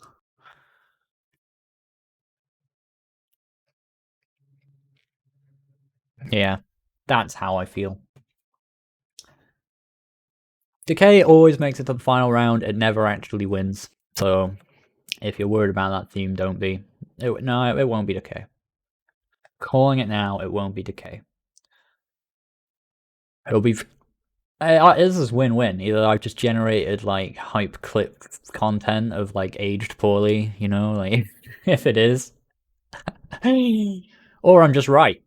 And so as far as I'm concerned, that's a win-win. But I think it's very unlikely because it just always makes it here, and then like I don't know why. Like it just always like people say, oh yeah, that sounds alright, that sounds alright, that sounds alright. When it comes to actually picking the theme, we're like, no, I don't want to do that, and they go for something else. Um, Honestly though, it's a good point. I like it less than I like these other ones. So even though I think it is a good theme, but I'm not gonna plus one it either. Just because I personally like these more, I think it's still a good theme. I don't think it's ever actually happened in Londonderry. Okay, it might have done in the past. I'm not sure. I don't know if there's a list somewhere of past themes. I expect there is, but I haven't seen Decay before, and I think it is a good one. Summoning. Tends to zero that one as well. Actually, there's the ones that I think are good, but just like personally, I like these more. More that I want to plus one those ones on, and I want to plus two these ones. Like these four are super good in my opinion. Anyway, games. That old thing. Electrum. Your first game jam game ever. Didn't have time for music and sounds. That's fair. I very rarely get a chance to do that myself. Easy levels, fancy, total tutorial. It's the other way. It's the other way around. Anyway, press R to restart game. What is this? What is this resolution? This meant to be played over 2 monitors or something?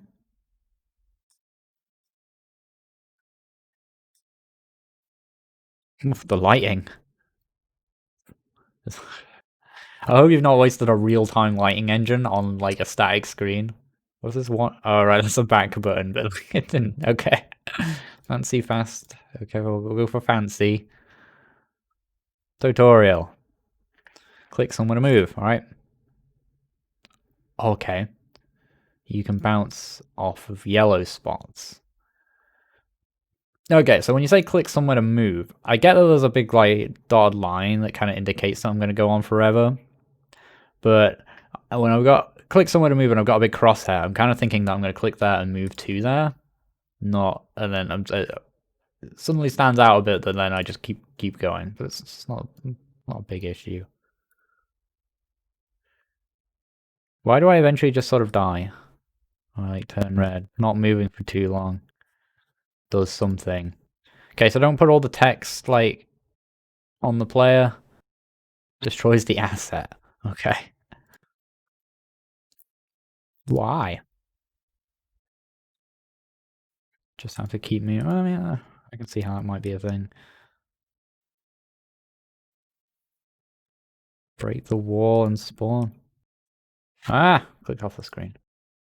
Ah!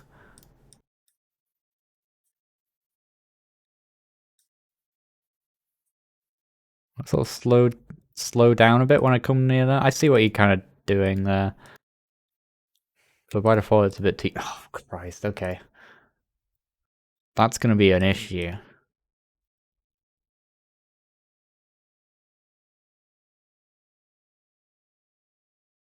Okay. Feels like you move a bit too fast. Like, I don't think you need to move that fast. Give me a bit of time to digest it and what's going on. It's 4K, is it? It's like... Is it? It's easy or pixelated.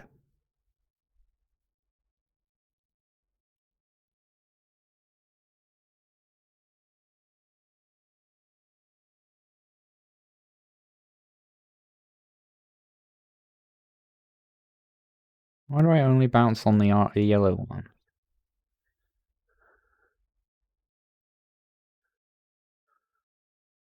Okay. Kinda get it. Okay, you need... Okay, so I mean, I know it's game jam, you don't have time, but Yellow Afterlife made a cool thing. It's like a cursor lock thing, which means stops the user being able to click outside the window. Very useful for this kind of thing. It's just too fast and it's too hard for me to slow it. It's slow it down a little bit. It's a little weird. I think I get the rules. You know, collect all the things, then you can break walls. Like you're gaining power or something. Sure.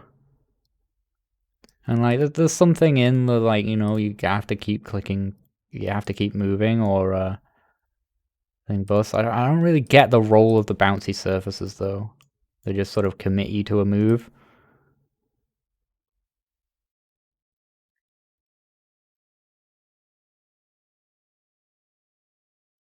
Given there are so many areas I can just move and stick to that make kind of moving around easier, they just sort of feel like they're there to make moving harder now and again. Like if you forget about them. But mostly like you just like there, I just sort of ignore it, right?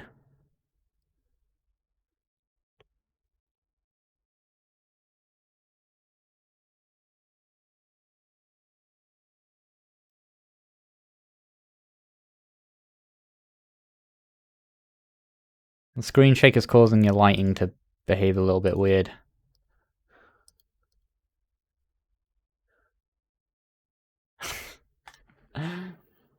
Yeah, I think it needs slowing down and a bit more just sort of pausing and braking on things that like there when I go out the level, rather just like slamming this thing up right away. Like I barely even like had time to digest how I moved. I've been just like, oh, the level's over. Right, okay, you did it. No, move on.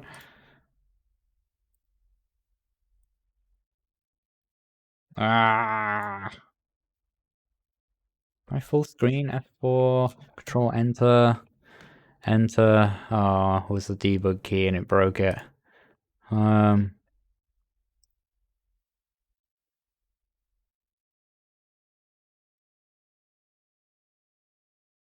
Where was I up to? Oh, I'd done this level. I just got guessed.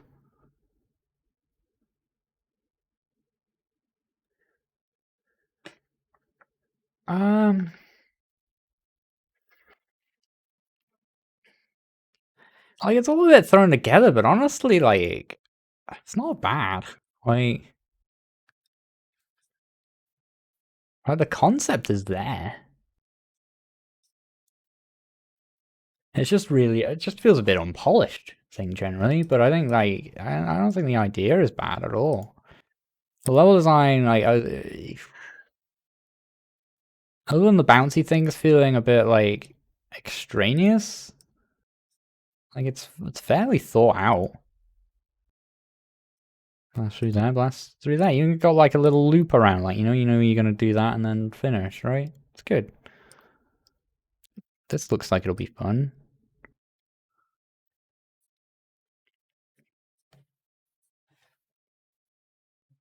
That was cool. That was the whole thing. If we go to normal, is it any different? What's the difference? This looks the same. Also, what does the purple square do? Oh, it's not part of the level, it's just a menu. Okay. But then also it's oh, I don't know. Don't know what that was. Interesting. I see you tried to put some like screen shake in and stuff. It's a little bit too subtle and it's just messing with your graphics, so it ends up actually just making it all look and feel a bit worse. The slowdown is weird because of how fast it is to begin with, so it's just like super really fast and then suddenly a little bit slow, and it just kind of feels like it's glitching rather than like the intended effect of like, ooh, dramatic, because you're quite close. Because it only slows you down, not them as well. Unless maybe that is the intention of it, I'm not sure. See, this has a potential for like a... So this level would feel quite cool to use the bouncy things to get around super quickly, but these kind of randomly moving enemies just sort of getting in the way. So this level would be more fun without the enemies in it.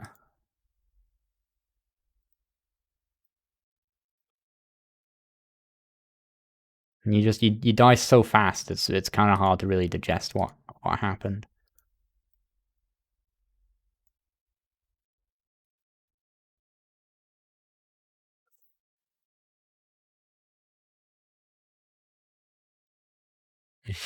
Things like that happen. I think I get the idea. The concept is all right, you know. Pick a resolution that makes any sense. Like why is it like 4? Yeah, why is it like it's not even 4K? It's I don't know. I don't know how big this is. It's what like 1898793. Like what is that? What is that? Like pick an actual screen size. Um this is a really, really weird shape to make your game.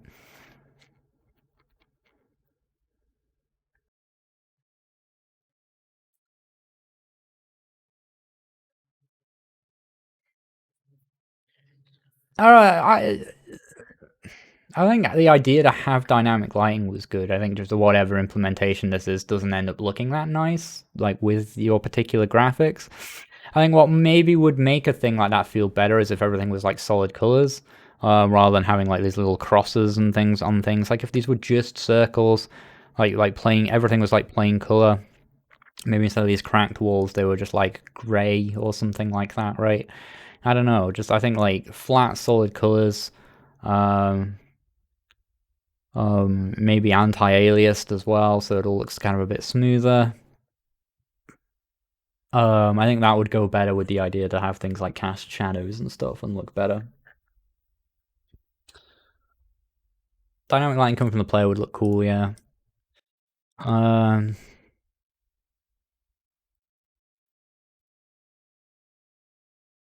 yeah, like, the idea's all here. It's just all a bit fast and scruffy.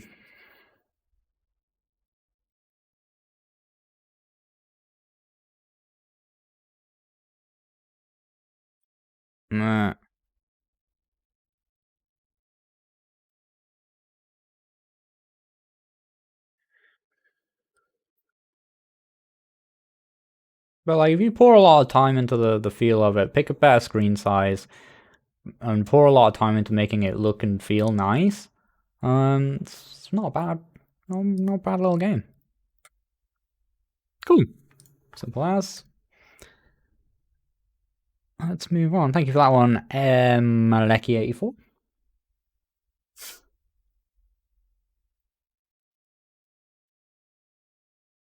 Next up, oh no, next time we're gonna go back. Is it the same link? Mask of Vengeance person, Hoodjuro.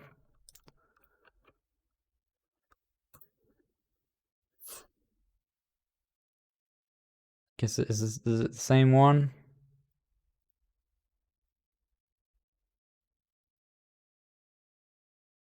Looks like it's a slightly different thing. I don't know.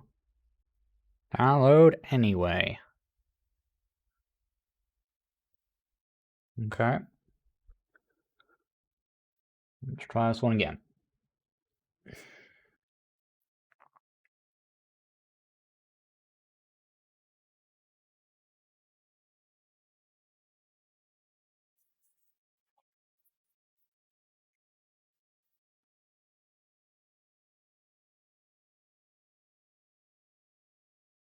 Yeah, I think the concept of the game was okay.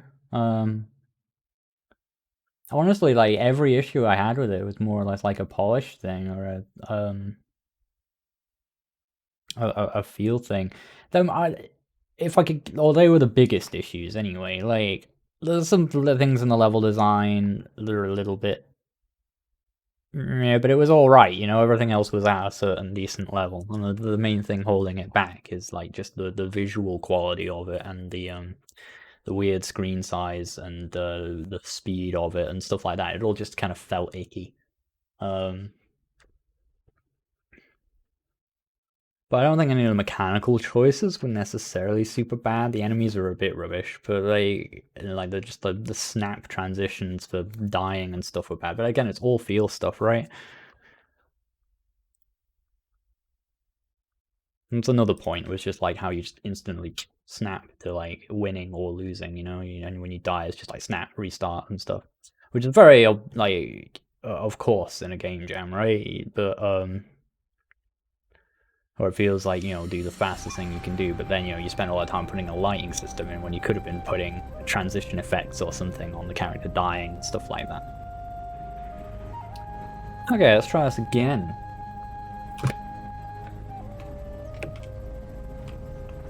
Sorry to hear that, Cave Dance.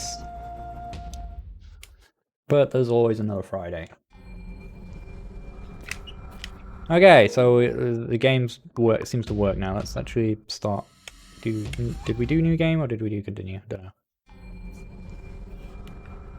Encrypt. I feel like the full screen is being a bit mean to the art again here. I don't know if it was like this last time. I seem to remember it being a bit more. Well, it looks alright on the stream at least. Yeah, everything's just a little bit like. It might have been like this last time, I don't remember. But like. Just like little.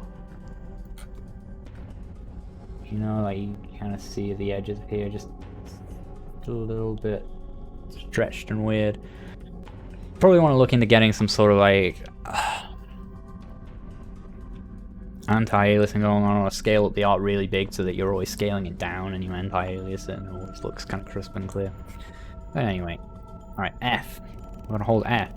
Was there not a button on the pad? Or is it not know I'm using a pad yet? Anyway, I remember all this. Let's just press F. Should be a capital I there as well. Skip it. We know all that. Now it knows I'm using the pad. Didn't seem to know at first. To interact. This didn't start this way last time. Okay. I had some health to heal and we did that. Oof, okay. I don't remember there even being an inventory, so this is new. I don't know if there was one, I just didn't know about it, and so he's like, God damn, we need to do an inventory tutorial. Cycling the map. I can cycle the map, but it does nothing. If I don't have these things, I'd like to see them maybe grayed out or something.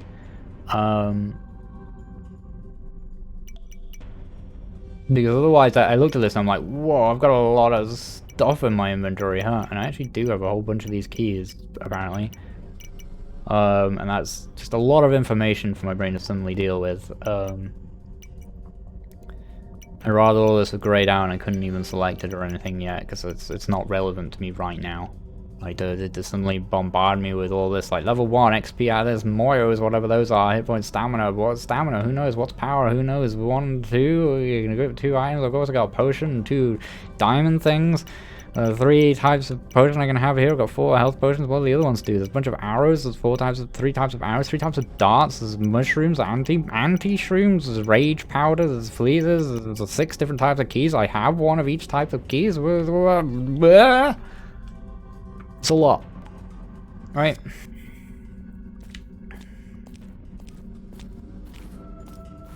No, it's here. Much more chill. Press A to jump. X to run. Right, yeah, I remember this.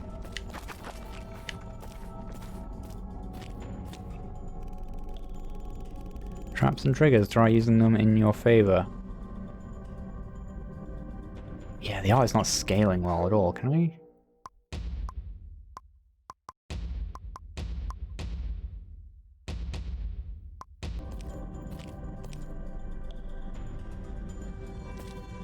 I don't remember if it felt this way last time or not, but just something the way everything's moving around and the camera and stuff, just like it's flickering in between. It needs some sort of smoothing applying.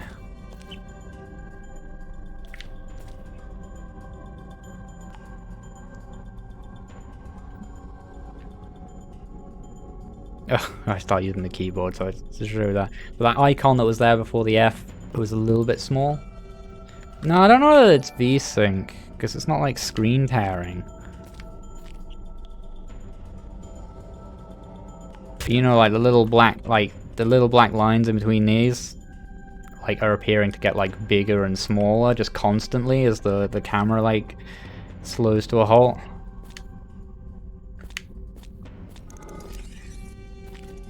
Step on that and it makes that, so we've learned that pressure plates exist. Okay, not many early iframes on that. Okay, stamina bar exists, good to know.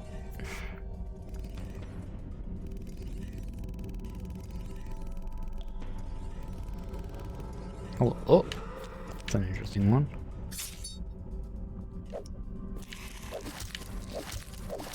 B is a weird choice for that, but...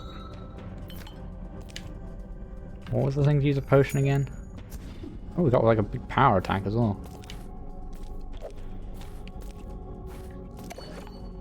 Oh, there it is.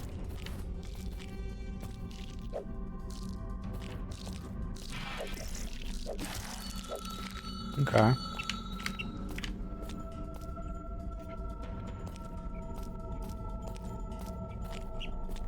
Do I want to drop down? There's a whole area over here, why do...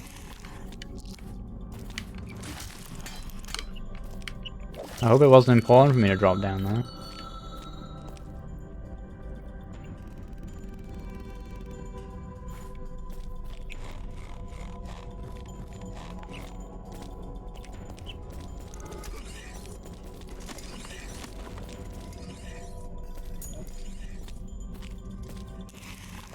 The little flash is good.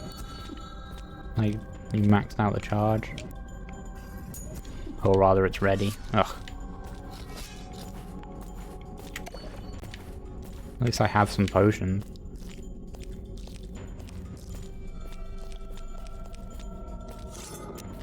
So is the whole inventory and stuff like new? Or...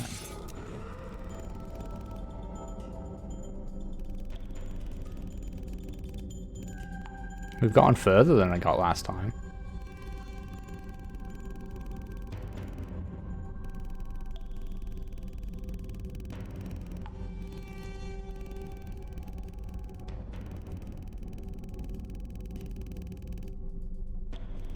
Capitalize your eyes.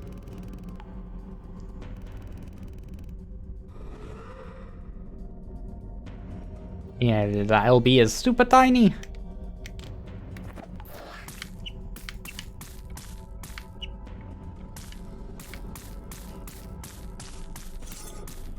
Okay.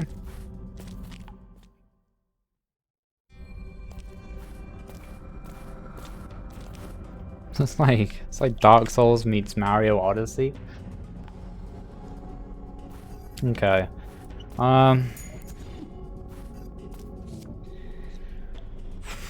Be careful. What I'll say with regard to this stuff. Pace it. Make sure you pace it. I would seriously consider graying out all of this, making it so you can't even hover over it until it actually becomes relevant.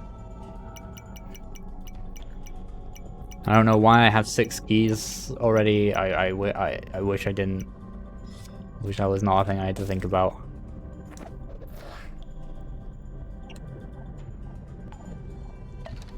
That's cute.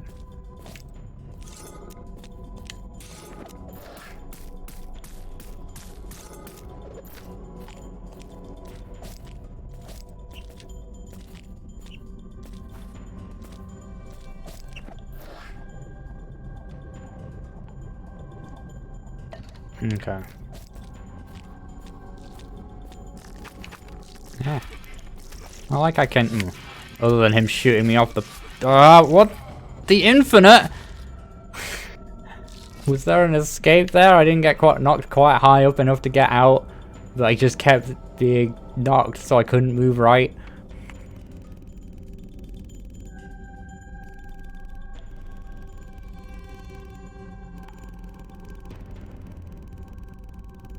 Oh no. Ugh, this mechanic is only good in Dark Souls.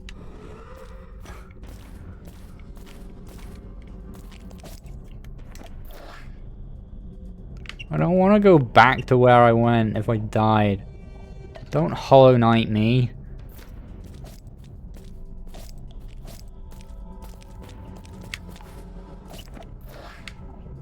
Nobody played that in Hollow Knight and was like, oh man, now to go back down the same path over and over.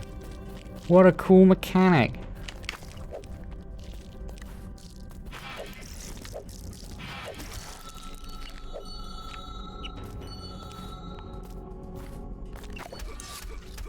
But you just get infinited.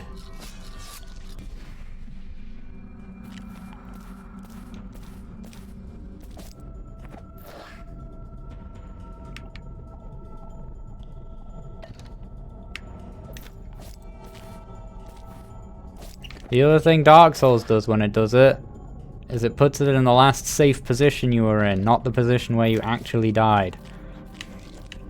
Because otherwise, that happens.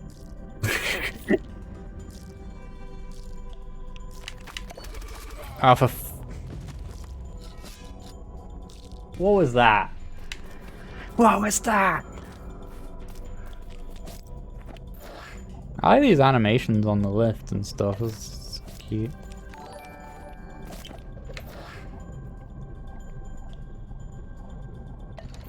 So I hope all this treasure wasn't important. Oh no, okay, never mind, we got back.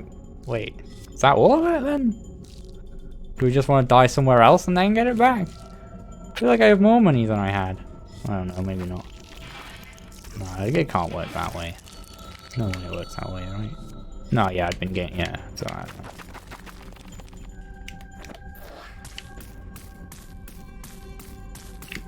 Oh wait, what?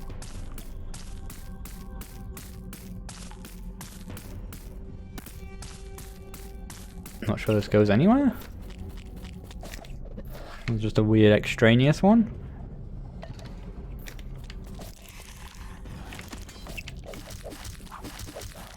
I'm gonna be poking like this. If you get in the way.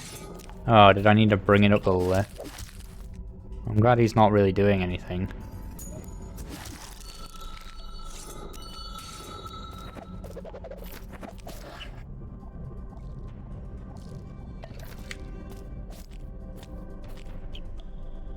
Oh no, wait, it's down a hole.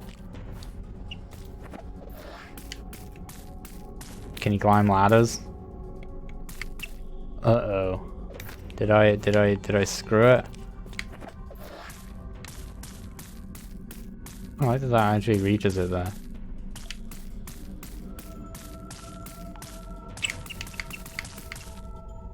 Have I soft blocked this?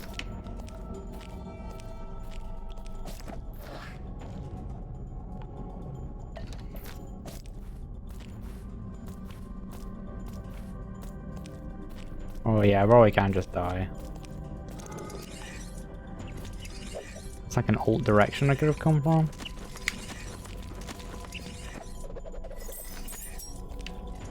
Oh no, just secrets. Roll is also the run button, interesting.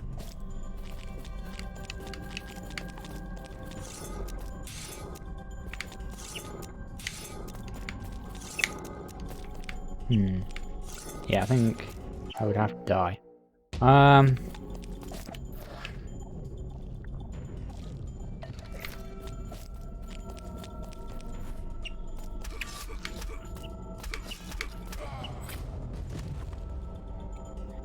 Seek vengeance upon the spikes that killed me. It was my own fault. But I seek vengeance.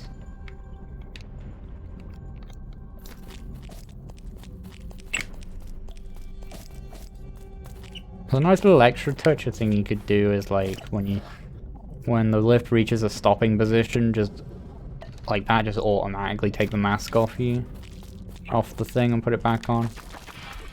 Guess I can't.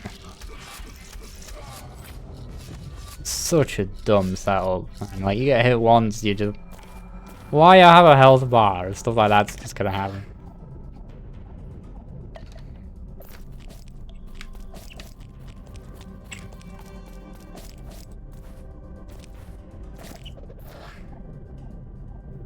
Wait, I just noticed that thing was still in the same spot. Is that even, am I still stuck? Oh, I'm still stuck. It's still down the hole. Never mind. Alright, so, bit screwed. So you just slice up around with the tutorial stuff. I like you get health potions and you learn how that works, and you're clear about the fact that there is a stamina bar early on. We got further, I think, than we did last time, where we would mostly just die to a few things. I mean, there's some cool little puzzle things, taking over the things that look nice and are presented nice overall. You gotta find a way to scale the art to the resolution and have it look okay. I don't know the specifics of what you need, but you need something. It all looks like stretched and weird, even at not full screen. Which is a shame, because like the art's really nice. So the key generally is to have the art be too big and then scale it down. But I don't know if like you're not interpolating between pixels or something, or what. It feels like interpolation might be off or something. It just all looked, I don't know, it was hard on the eyes. I don't have the vocabulary to describe it properly. Which is a shame because the art itself is very good. I think I might have brought that up last time, I'm not sure.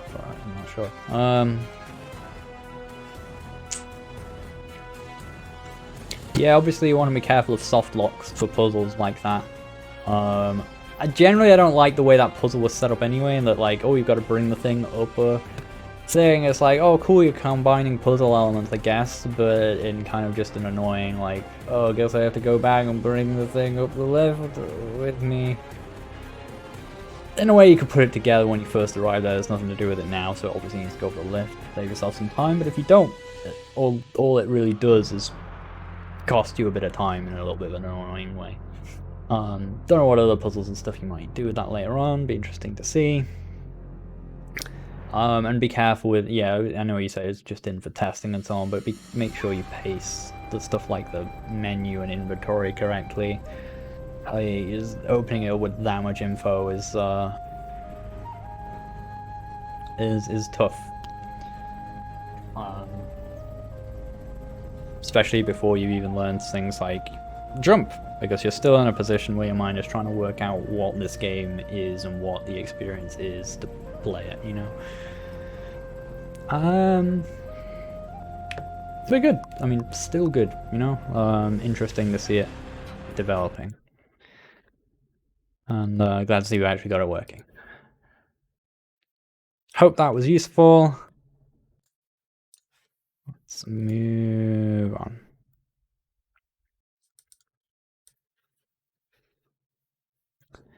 Blood Money from Super Gamers Games 12, or Blood Money 2, I'm not sure. Flashback time. This is an old entry that I lost motivation for as it wasn't as interesting as I initially thought it might be.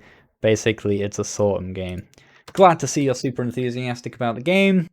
That's filling me with confidence. And what fills me with even more confidence is the fact that the link on the page to the Windows build 404s.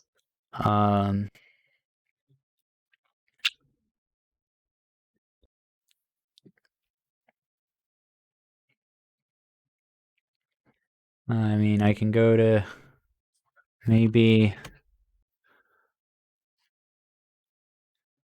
No, it's not on here.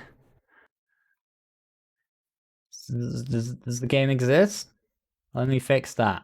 You got an arbitrary small amount of time to fix that.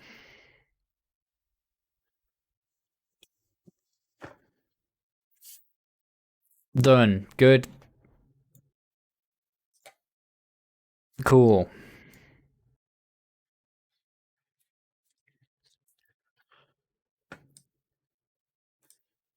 A sortum game? What is a sortum game?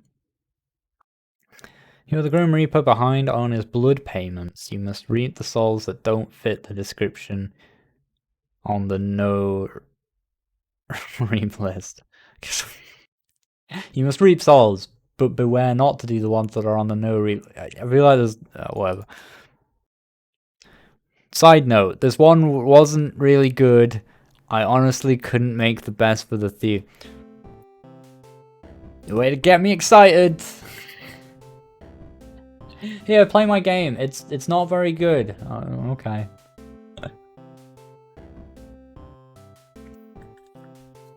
I'm not saying you can't submit games that are not very good. You don't have to be so explicit about it.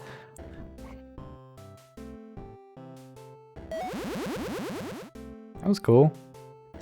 No rape list. That was a good way to introduce the thing. People with any red. Alright. Alright, I get it.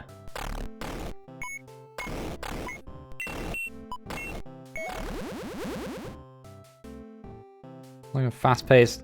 This is too small, too hard to read, too tiny, and not the right pixel sizes. The collision sometimes a little bit off. Oh, oh no, I get it. It's got to actually be where the scythe swings. In which case it's just a little anti-intuitive. Yeah, it just feels a little weird. I'd rather just felt a little bit more forgiving. Feels like that Not Tonight game, but like a super fast clicky thing instead.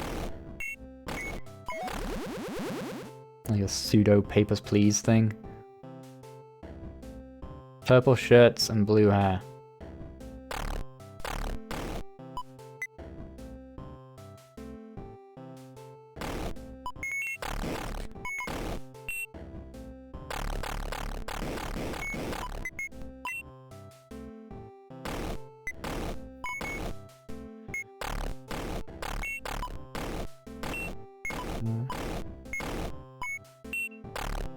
Yeah, I can see this getting trickier.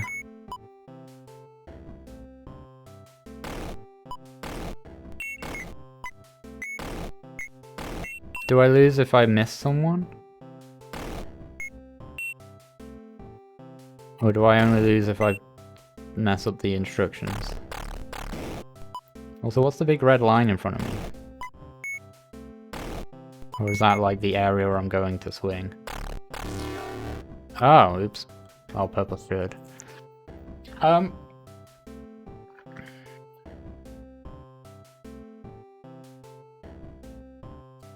stroke's out right next to you, it's all good. Yeah, so it's like game over the moment you click something wrong. Is there a penalty for missing one that you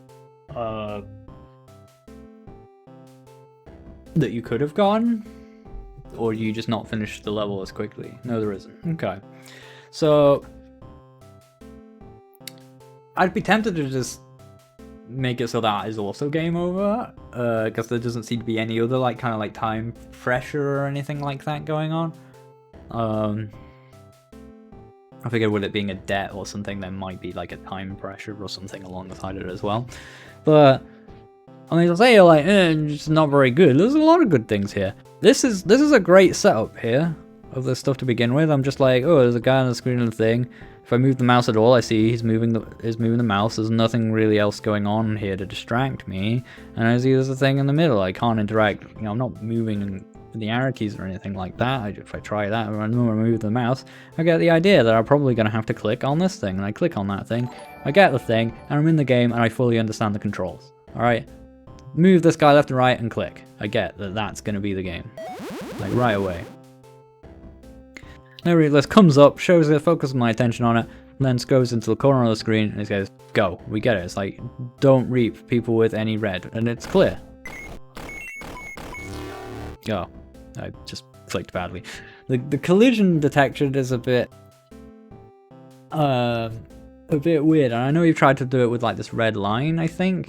At least I get, I think that's what you're trying to do there.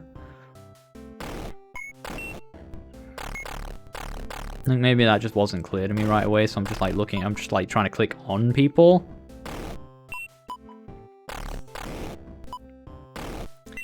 I think that's the thing that's getting me, like,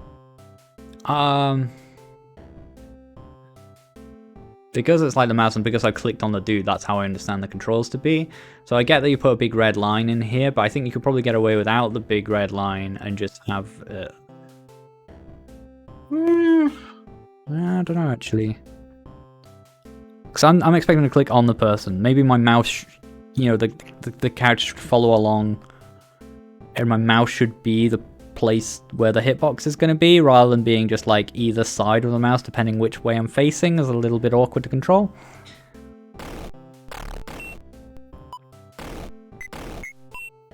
But I think you could maybe just get away without having a big red line, making the hitbox nice and big, and then just spacing the people out a bit more so you don't accidentally hit the wrong one, right? That's all you want to avoid. You just want to make sure that you're hitting the one the player definitely intended to click on, right? That's the mistake you want to avoid, is you killed a thing and it wasn't the one the player meant to click on.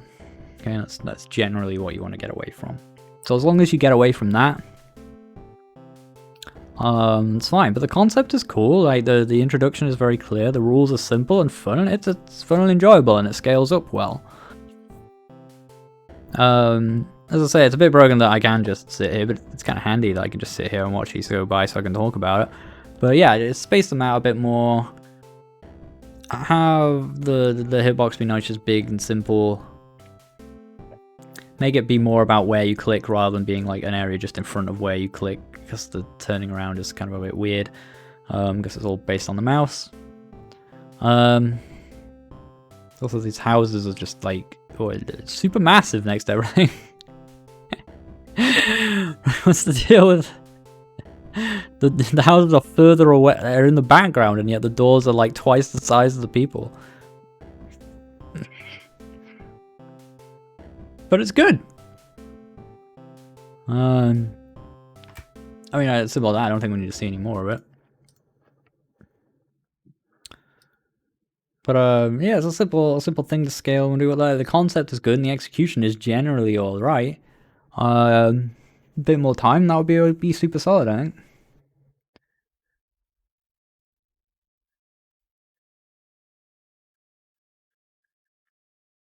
The sound effects are nice. The style in itself was fine. It's just the background looked rubbish, right?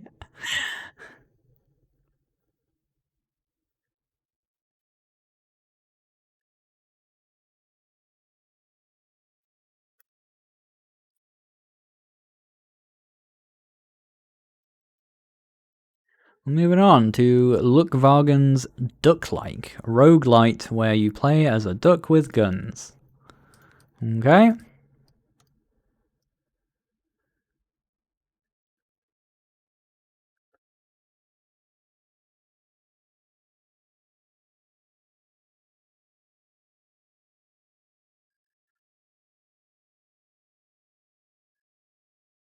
F11 to toggle full screen, ask for menu, walk with WASD.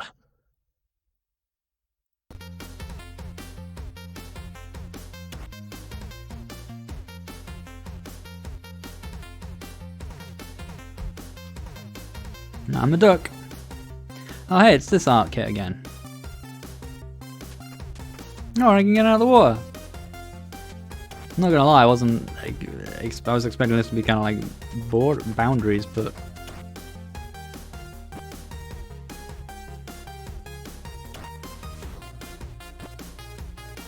is this what I'm gonna be doing?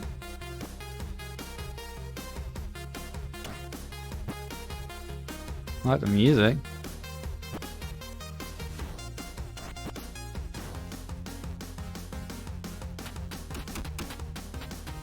Wait, what? You can also roll.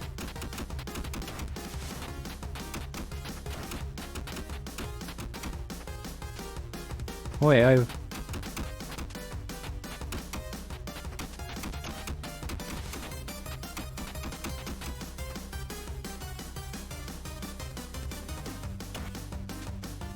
Oh.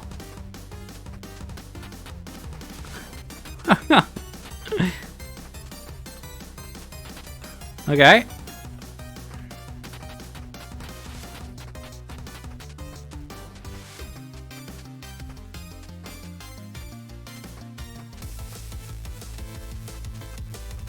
This music is sick.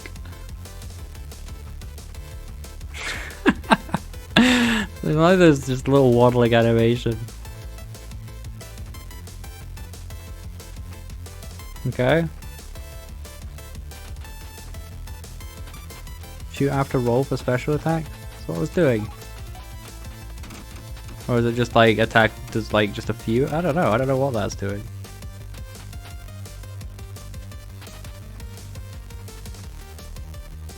$10 bones. Heart. Extra left. Okay. I don't know how many bones.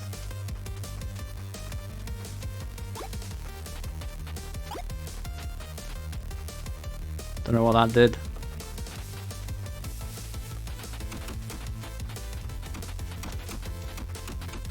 Like nuclear throne but duck. God damn. It's hard.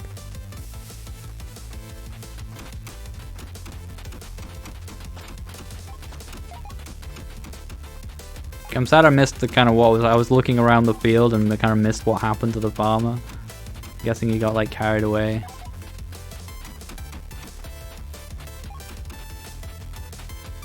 Oh, wait, how long? What's the range on this gun? I don't understand how the gun range works.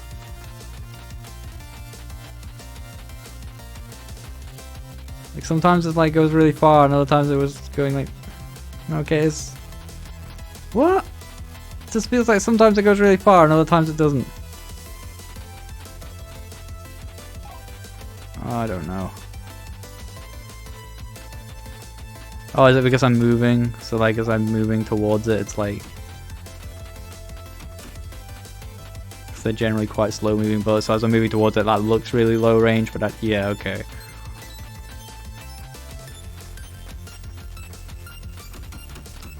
The bullets just made them infinite range.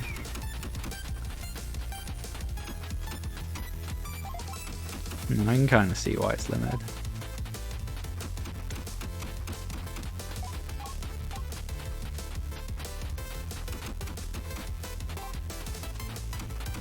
Feel a little bit weird with it being a gun, but I'm kind of. Ah! We've got 35 dinosaurs. Still don't know what that's doing. Oh, okay. Why is that a different icon to this if that is the icon? I like the concept though. This is... Man, he got a lot out of this art kit here, like... Like you kept it all to the resolution as well, which is not a thing all those games did. Man, how many people did this one art kit jam? Played so many of these now.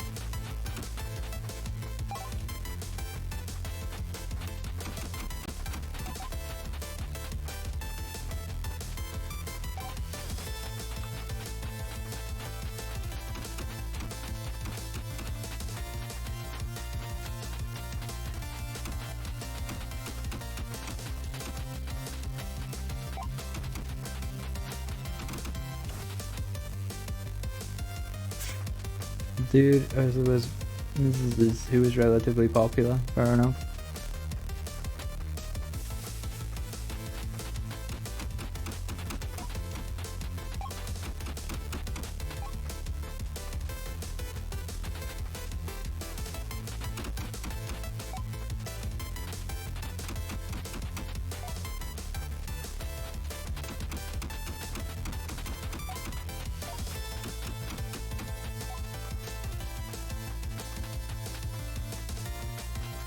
Was there any limits on the fonts and stuff as well, or did you just... It's a decent choice of the numbers.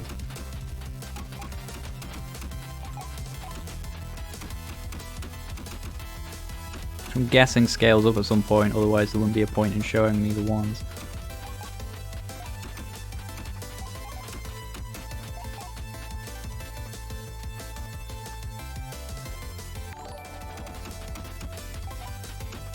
I should be looking for anything in particular in these levels as well, or just clearing them out.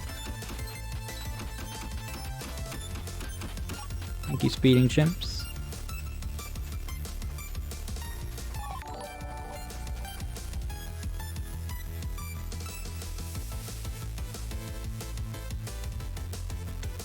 Series called 4 Developers Jam off the same art kit. Oh, right. Okay. like a living game jam.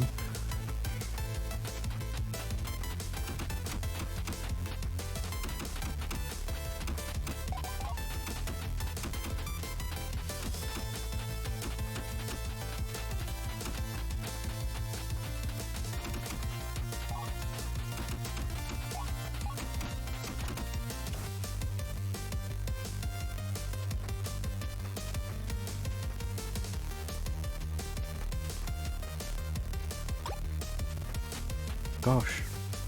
Wait, so does he like reset the gun or something? Oh right, now I can like swap. Interesting. Is there anything else in the hub? It's quite a cool little hub.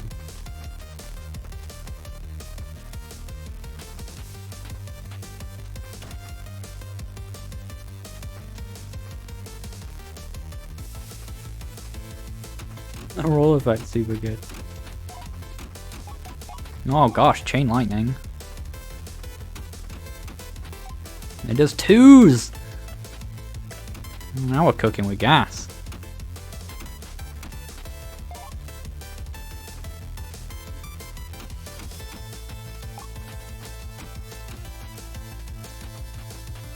Still haven't been able to do whatever the special attack is though, or anything that looks like it.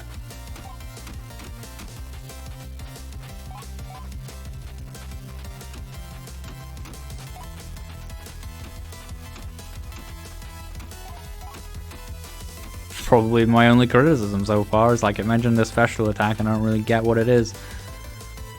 Well, like it seems to imply that the gun is full in some way as well, where it turns like slightly yellowy after a certain time of not firing it or something like that. I'm not really sure what that means. Maybe I don't know. I don't really get what that is.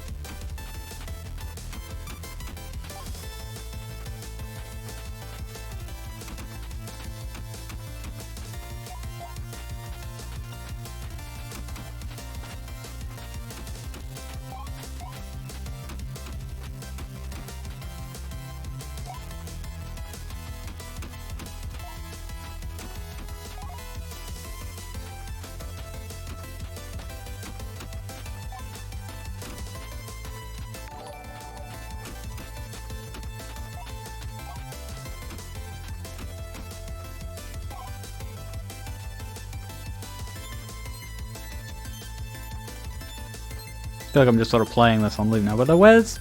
What are you...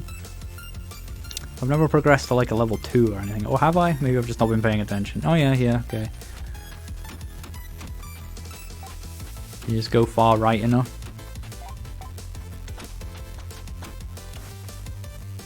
Ah, this is cool. Just sort of playing it over and over now, so I always just come off it, but I wanted a gun to feel powerful because the other gun just didn't feel powerful enough. It felt a little bit too like, then you just get swarmed, especially because you had to get a little bit close to shoot the things in the first place. But it's nice that there is that balance.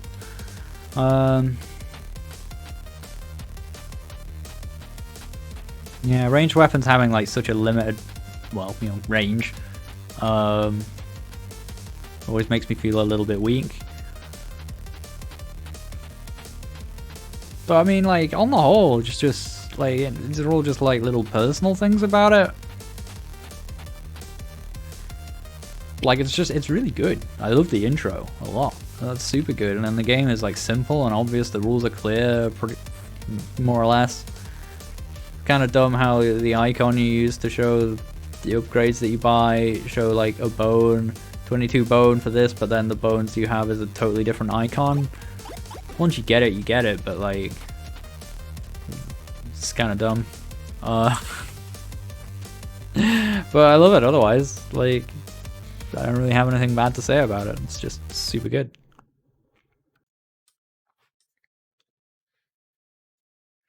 Thank you, lukvargen.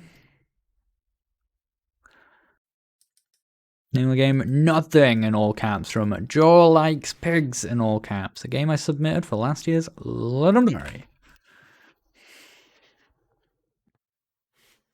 I like a lot of games. I like the vast majority of the things that get submitted.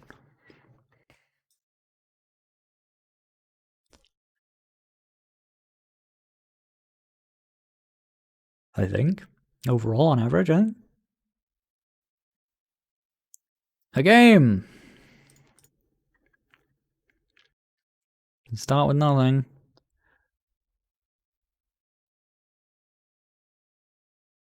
I feel like the game has already begun, hasn't it? Okay. Good luck. Game unlocked. Good luck. Press any key to start. Okay, I had to press enter. Want the music? You see?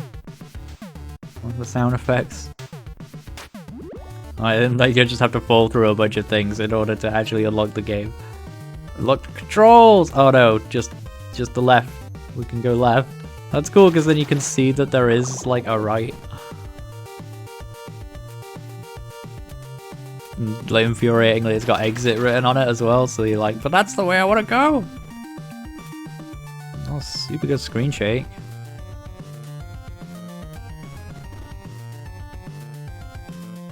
That's pretty.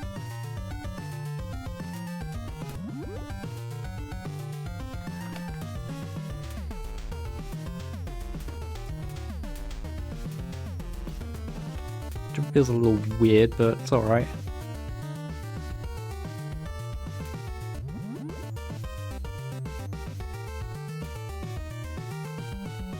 Uh-huh.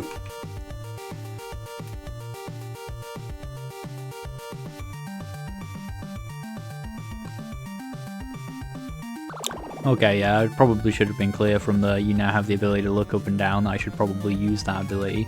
But even if I do, I don't really see my impending doom. Well, and I could see eventually a platform could display, but I might just assume it's safe to drop down there, which I did. Oh yeah, I can only move left.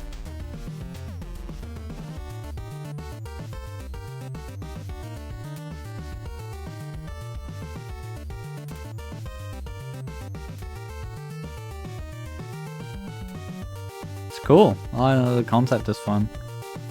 Like how much you manage to get out of only being able to move left so far is pretty fun. I can use the ceiling as like a way to move myself further left on the platform. Further right even. Oh, dang it. Got me all the way back at the thing, am I? Now, what is it with really slow fades to death now? It's better than the... It's like on the complete other way from like all the ones that were like... instant, no transition, just like game underscore restarts. Through to is real long death animation.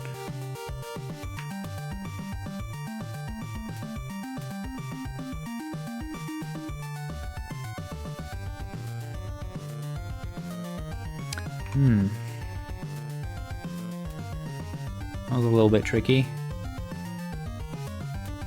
Okay, I was like, oh god, why do I... okay, they are one-way platforms. Crouch and pass through platforms. Okay.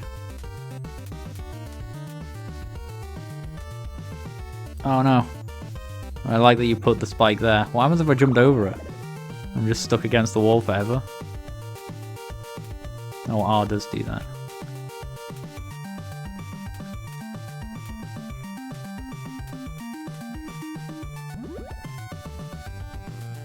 Permanent scream mode. It just screams, okay.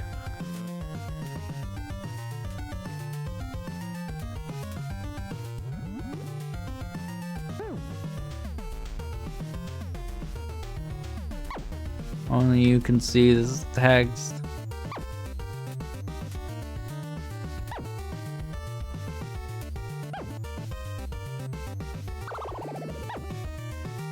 Yeah, it takes too long. But it's better than not having anything.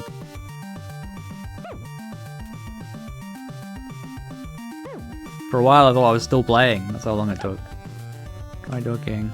Like I'm just like a pixel too high. I mean, it needs to be a bit more, I don't know. I don't know. Working with what you had there, I guess.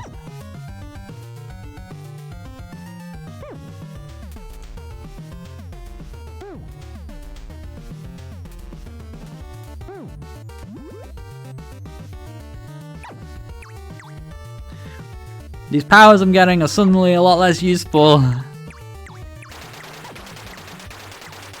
Run, yeah, I get that. God! Dang it!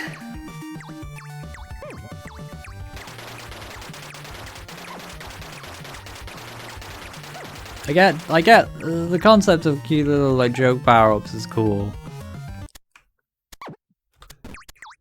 Doing this many of them in a row is a bit, I don't know. Although this is a fun sequence.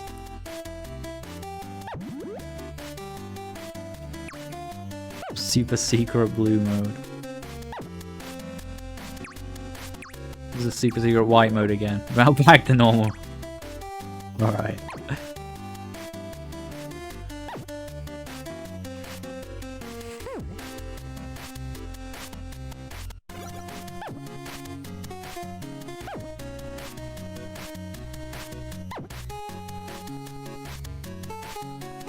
Yeah, it is a long elevator.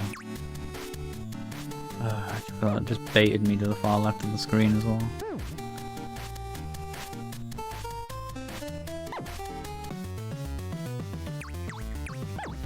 I'm liking how like move right is gonna be. Oh wait, gosh, real boy. I thought that was gonna be like the very last upgrade you got. I'm surprised it wasn't, honestly. So stay long. Corridor maybe. Well done.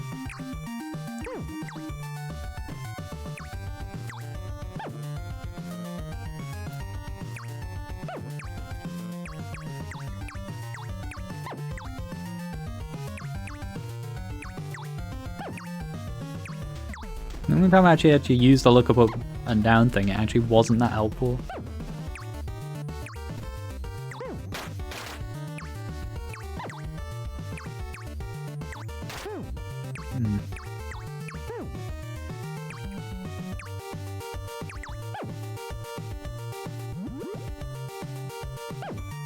Fair enough. I feel like there's probably some little things I missed in and about there, but yeah, it was really good. Good, consistent art style, everything felt nice enough. The jump felt a little bit, I don't know, snappy, I guess. Like it's very much just kind of thing, I don't know. But it was alright. I kind of liked how long you held the move right for, and then when you did that, you're just like, and here's some basic platforming and it's over. Because I think the main mechanic you got a lot out of was you can only move left. Well, the concept was good, generally pretty solidly executed, and it all felt nice and looked nice, and had a good style about it. And then I think, yeah, it felt like you got to a point where you're like, I don't really know what to do with this. You can move right now and it's over. Which is fair enough. That's what jam games tend that's what they tend towards. You can start with nothing. Yeah. Fair. It's good.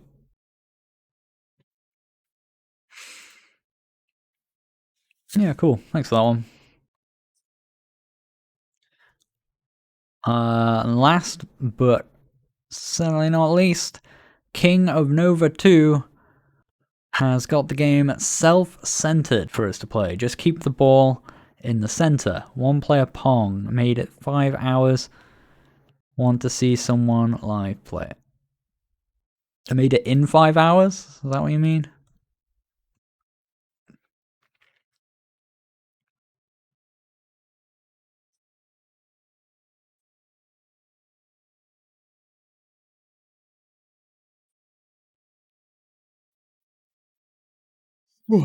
Apologies if I keep yawning. You know what's with that today? And it's just one of those days. Self-centered, okay.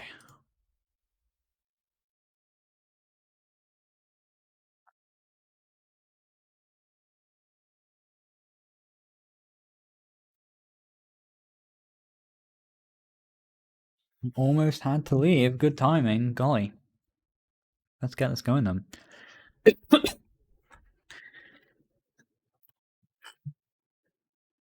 Oh, okay. Sure.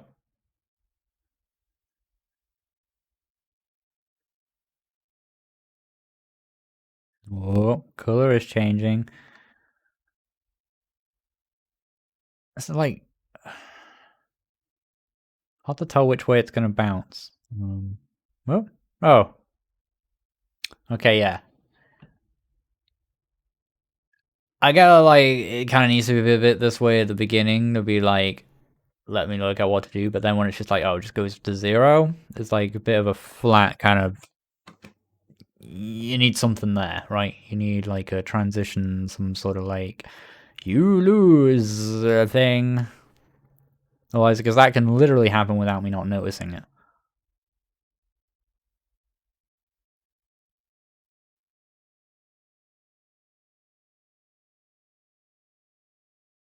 Like that. The slow color change over time is it's a simple, nice aesthetic you've got going on here. And like it's just a nice big clean number. The middle, all nice and smooth looking. The glow on the circle is it's a little bit tricky. No, it's alright really.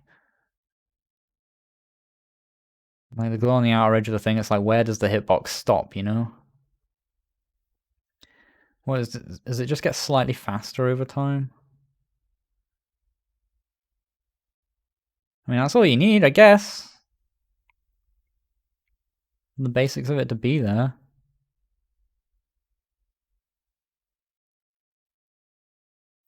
But it does just kind of become, well, this, right? Ugh.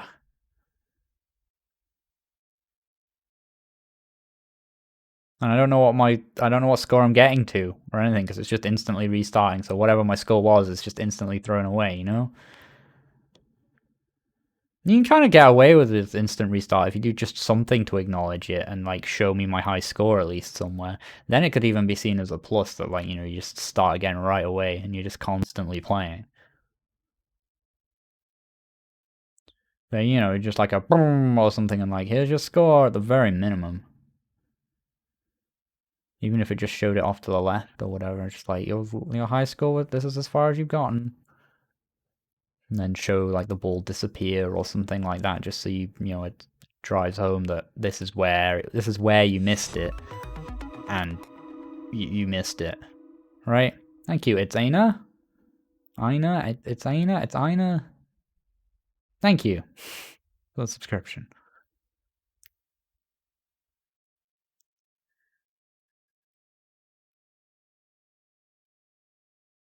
But yeah, I mean the bare bones of this is here. It's good. I have no idea what my top score is. I would have to go back through the footage, and it was 30 something or whatever, right?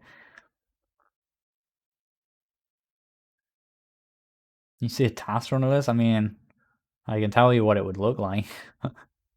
It would just be a number getting bigger in the middle and eventually like a blur of color.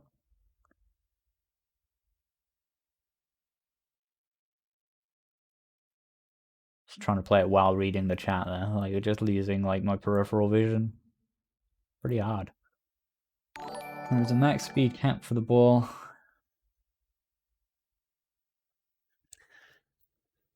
If there's going to be a max speed cap for the ball, then something else needs to happen and scale up. Otherwise, I suppose you get to the point where, I mean, I don't because I'm not very good, but I guess in theory you get to the point where it doesn't get any harder, right? And you're just watching a number go up forever, and then you have to be careful with games that scale over time of potentially reaching that point where it's never getting any harder, and it's just a matter of when do you turn it off.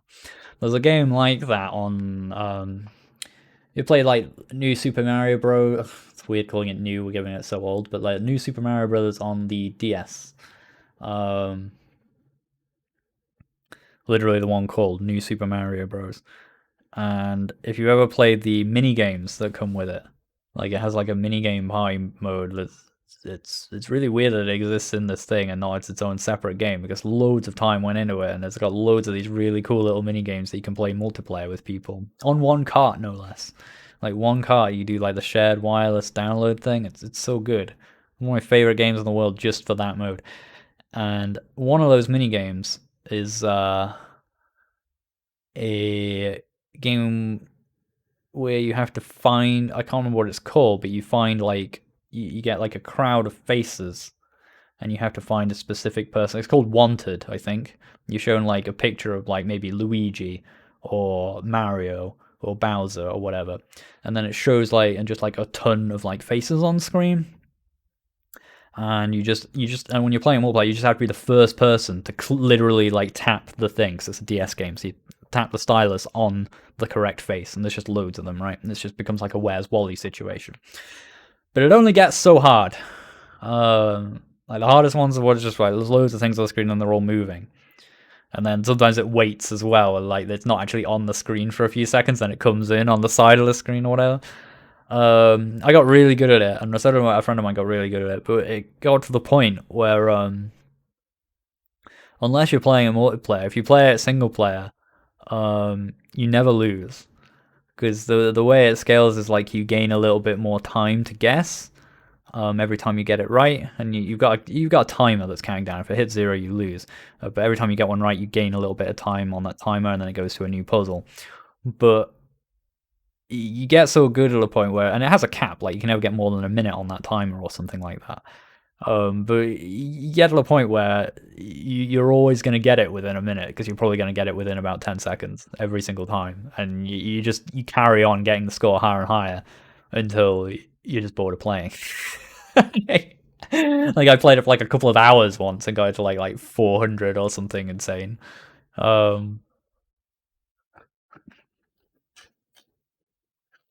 Which that's still one of my favorite games. It was like super memorable, but it is sort of a big issue with it.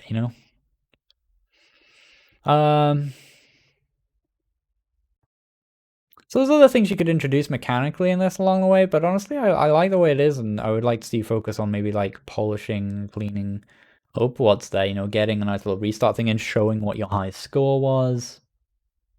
The little things before trying to make it any mechanically more complicated. But I like this. It's cool. It's a good start.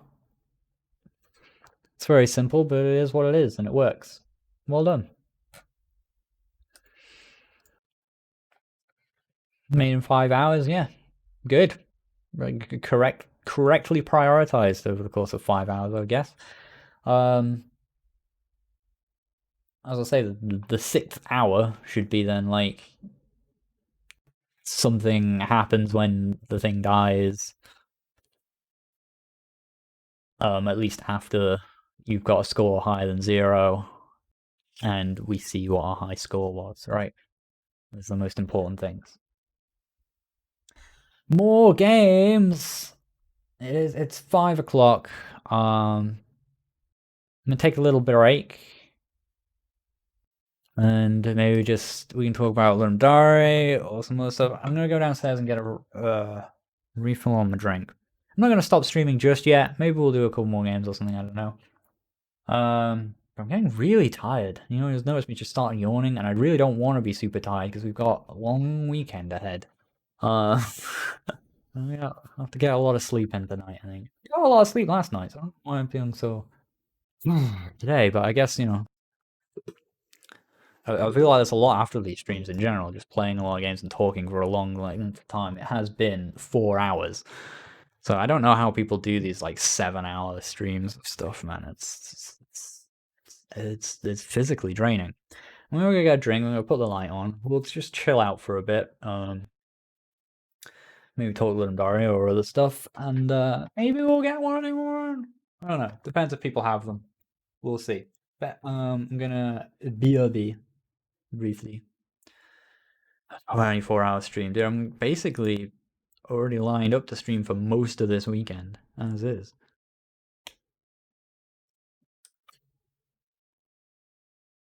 Alright, be right back. Oh, what I will do though. Just put chill hop back on.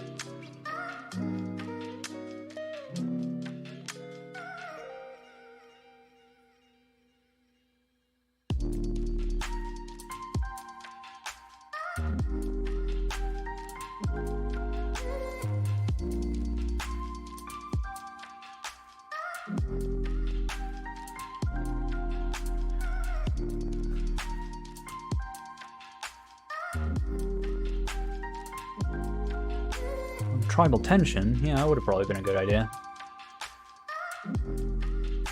But hey, why not? Kind of want to stream for a little bit longer today, but in a way I would like to segue it straight into Legendary, but Legendary is not till 11, right? So I think we'll probably come back for like 10. That's 5 hours from now. I don't really reckon I've got the wherewithal to stream for another 5 hours when we're already going to be streaming this whole weekend. Especially because like there's things I would want to stream are things that work for me, and like the case like viewer games or like Poke or like development and so on. And I'm gonna need to take a break before Legendary, right? So I'll do a little bit more stuff, but then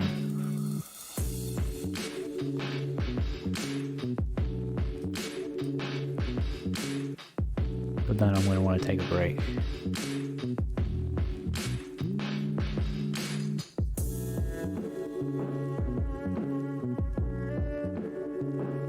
Do I actually have a tribal tension git? I don't think I do. I need to make that happen. Does it work in 2.3? I think it does.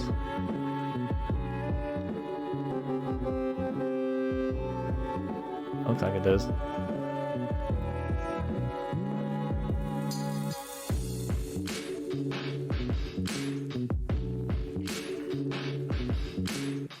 So we can chill with this for a bit. This tends to be a more chill experience for me than trying to actually use my brain and come up with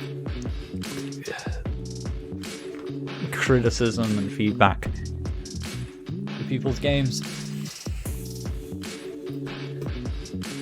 As it can be a struggle, man. Like, you're trying to give people advice. It's honestly most comfortable to me when I get in a game that's like got loads of obvious problems.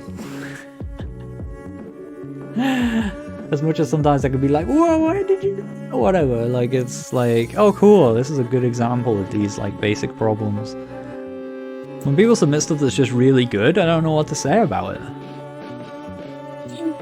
I'm like, good, it's nice game.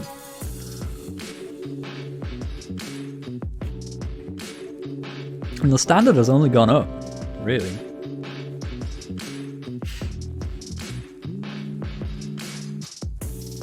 Got a nice little 2v2 going.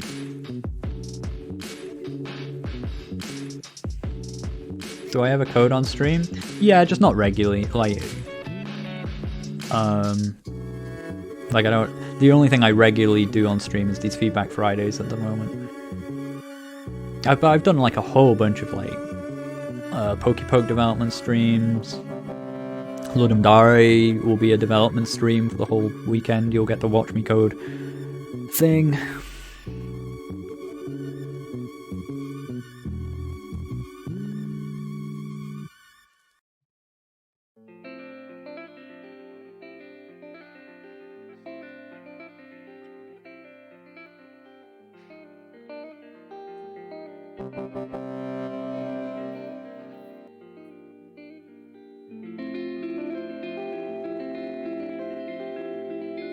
Quick win for red.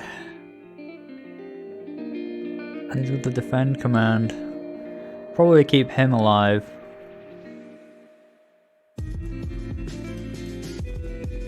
And the tribe leader alive actually, so blue they're 4-6 at the moment, but like the score is well up there, and they've just got a new player. Roiku joins the ranks. I think anyway, where did that happen? Oh yeah, there. Join.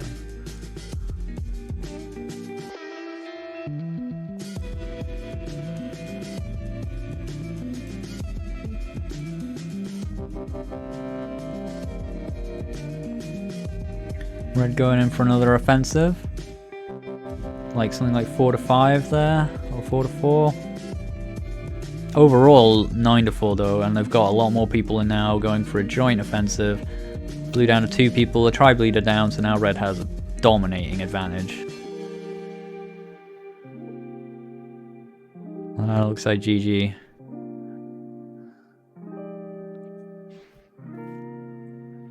It's a hard game, my friends. It's a hard, cruel game.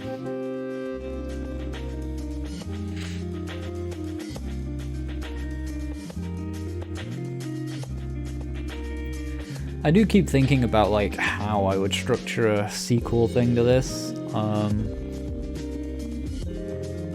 I keep coming back to this idea of like an isometric grid on the world, a bit like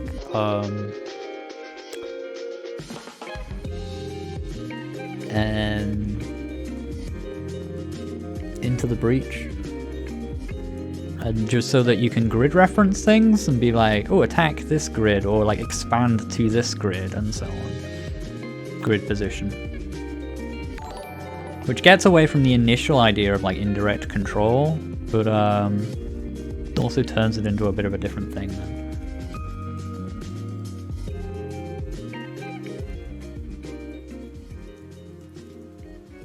That's a lot of players. On the super aggressive small shipyard oriented map as well. Interesting. Do I need to turn tribe count up?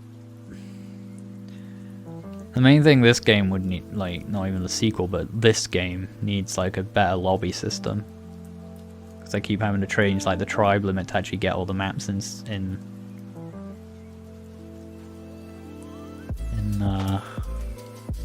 the game. When you just get a bunch of players and then assign them to like teams and stuff afterwards.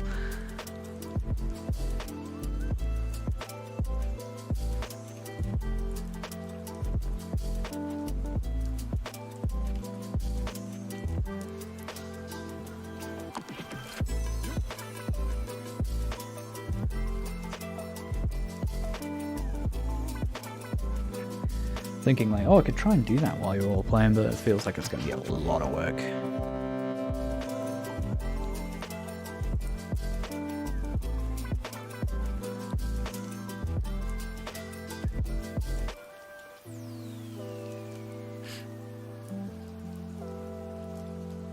Those little text bubbles are a cute idea, but they are way too small. They're like just about readable on stream, depending on what quality you're viewing at.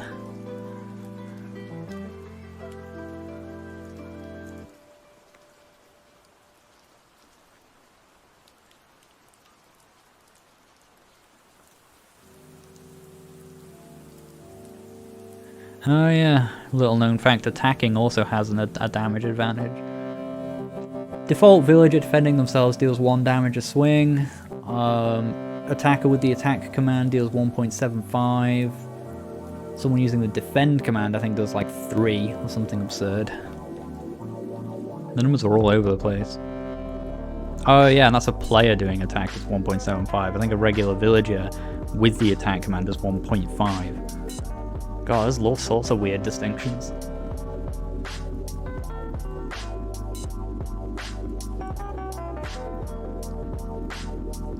A lot of weird stuff going on under the hood of this game.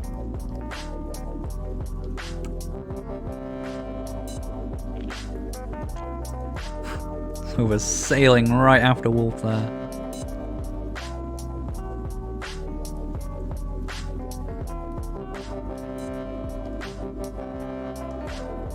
Just hearing the attack thing go off over and over. Bam, bam, bam, bam. Bam, bam, bam, bam.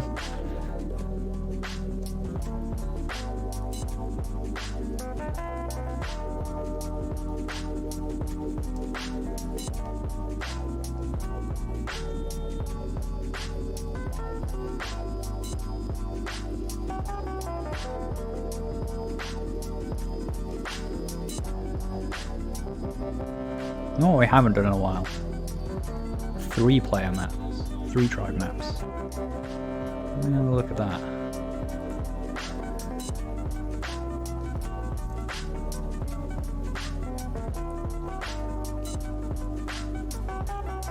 Where are the macros?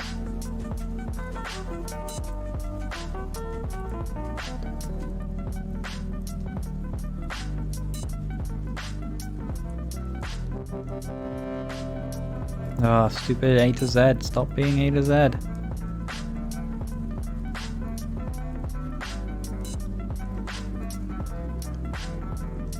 Match tribes 3. Such an annoying number in any free-for-all context. Just really makes the Ouroboros a bit clear, you know, like whoever gets bullied. Whoever doesn't get bullied wins.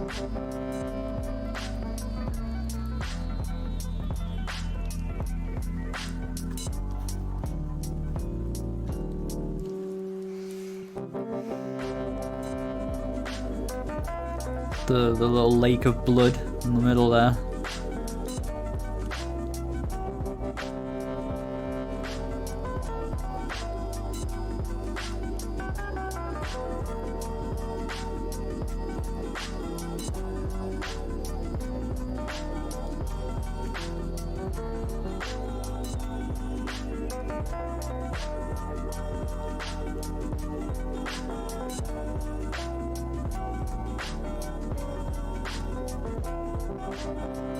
Can't even tell what's happening there. But redwood. Alright. Let me do this again. I made this for Pauloondra, and it kind of broke the rules. Because, like, there was no way for me to really put it up for people to download and play it. To rate it, so I just kind of left the stream running like 24/7 for a bit. But then I also really wanted to keep working on the game, and so I couldn't really just stream the original game. I wanted to add more stuff to it. So I just sort of, just like, I don't care, and just sort of started adding more stuff to it. While it's just like I left a video behind. I explained all this on the page, so I was transparent about it. But it meant that you couldn't really rate it properly, and some people have said that in the comments, just like, this kind of breaks the rules and we can't really rate this. I'm going to rate this a 1 until you fix this or whatever. And I was like, ah, fine, because I just didn't care that much about the rating. And then I felt a bit weird about the fact that it actually placed quite high. Because it's like, well, I kind of broke the rules. And I was only really breaking them because I decided that I was more interested in the nature of working on this game and doing cool stuff with it than I was about the competition aspect of Pauloondra or anything. So I was all game for it to be just like disqualified or whatever. But it wasn't, and it just actually just sort of placed high, which felt a bit weird.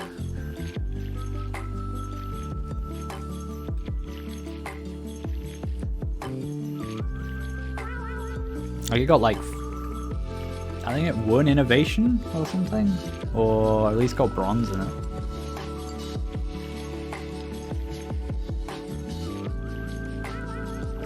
Which I think it deserves. It was for that jam. It was a pretty innovative game. Tribal tension. Oh, it was bronze. Yeah, 3rd place in innovation. Pretty solid. I think it got about the scores it deserved, honestly. Despite the weirdness with rating it. Who's messaging me?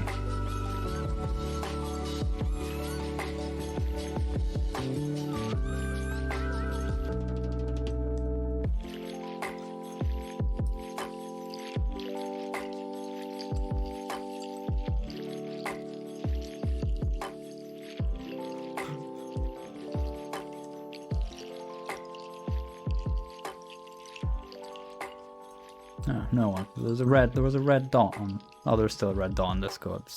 Oh, it's just an at everyone. Always is. This is why we don't do the 3-player ones that often, because 3-player maps are not that exciting. I feel like I think all the tribes need to be a bit closer together on this one. Like that walk in between them is just a bit. I like the idea of like, oh, you cross a bit of water to get to the trees.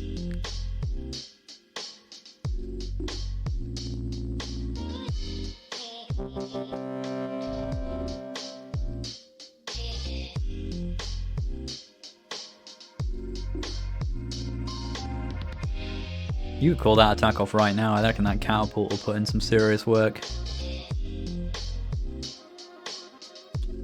But you've also got a pretty big army there.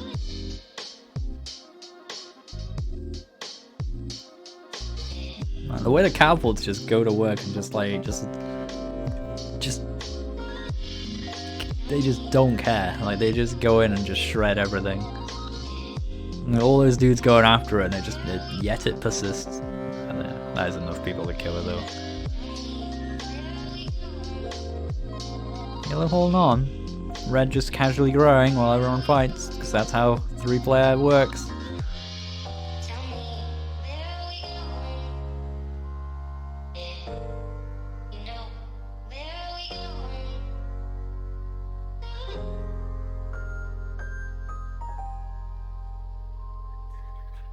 Faction-based free-for-all games with 3 factions, man, it's rough.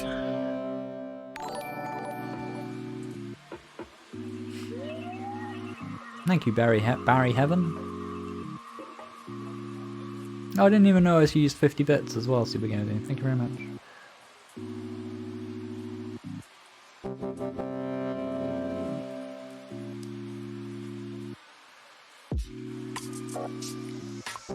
Those games with the highlight strat to try and command his teammates. Oh no, not even his teammates, he wants the other faction to help attacking Red. Red have grown far too powerful. Yellow just continuing to be a bit bullied, trying to reclaim their stuff. Blue having trashed all their stuff, now being like, go attack Red! And Yellow being like, dude, not really left us in much of a way to do that capably. Is that a blue catapult? What's it doing there? Oh, it was smashing all of Yellow's remaining houses. Nice.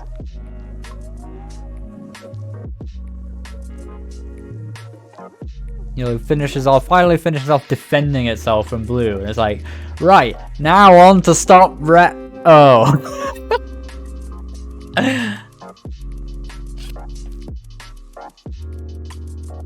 Is Dust still on that?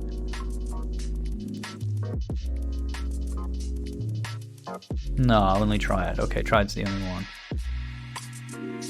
Alright, well, you've joined now. We'll do one.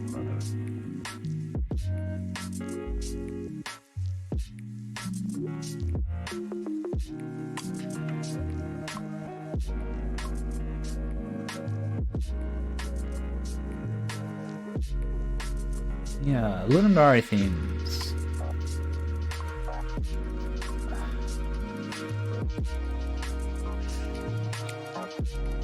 Yeah, one-word themes are just always the best. Not that there can't be good 2- and 3-word themes.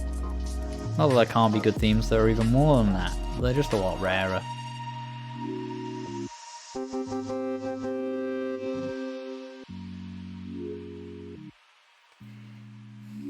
You know, what you want is just an idea sparker. Some weird gameplay restriction or some sort of like this trope but different, and just always a bit bad. Because they don't create a restriction from which like creativity is bred. They literally just put a limiter on the creativity.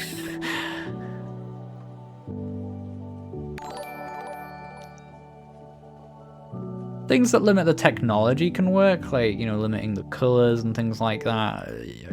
Kind of bored of those themes. They don't really create ideas, they just provide a little interesting quirk. So they can be hard to then come up with an idea if you're the type of person who really needs kind of a jumping off point. But at least when you're saying like X colors or whatever, that creates like a restriction from within which you have to find a way to make an idea work. Not just work, but like use that limitation as a strength.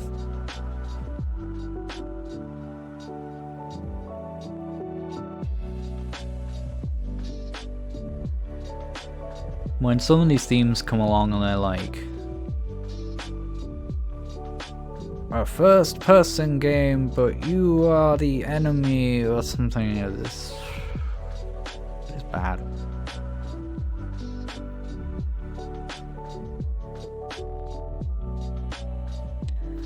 Some of these control the world, not the player. It's like, wow, what does that imply? Does that imply there is a player? Does that just imply no player object or whatever?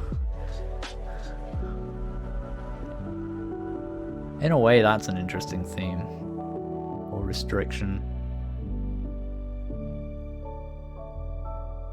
No player object. I try and like apply that one to myself sometimes after I've made like a bunch of platformers or something. I'm like, okay, next game we make is not going to have any concept of a player object. It's not going to be a top-down thing where you control a thing. It's not going to be a platformer where you control a thing or a guy.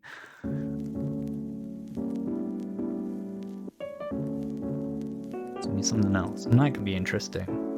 But that's more of a thing you apply to yourself, rather than like to everyone in the jam.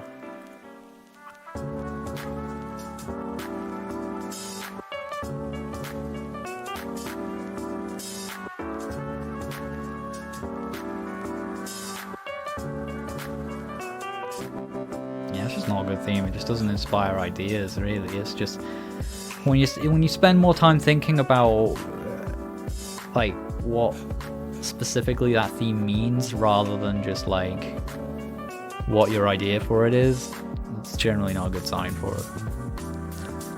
Always with themes though, it doesn't matter really. The worst themes still produce good games.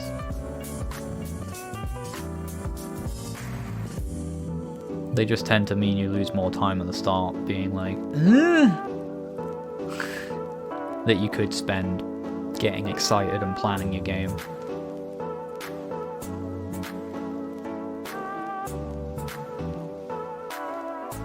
Wow, look at this. My yellow army is going to run headfirst into this red one on its way home from murdering blue. It looks like yellow just with a slight lead on people. Oh, that war came out as a bit of a trade, really. Red has way more points. Oh, and that tribe leader just died somewhere, so now they have way more points. GG Red. 3 tribes is rubbish though. Let's go 5.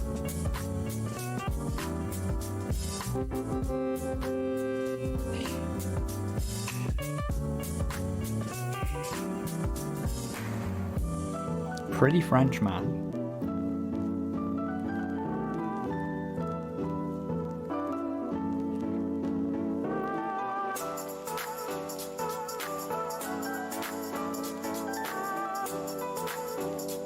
I was always really happy with these little wavy flags. I'm pretty sure I just I don't think I do a sine wave or anything smart there. I think I just hand animated those.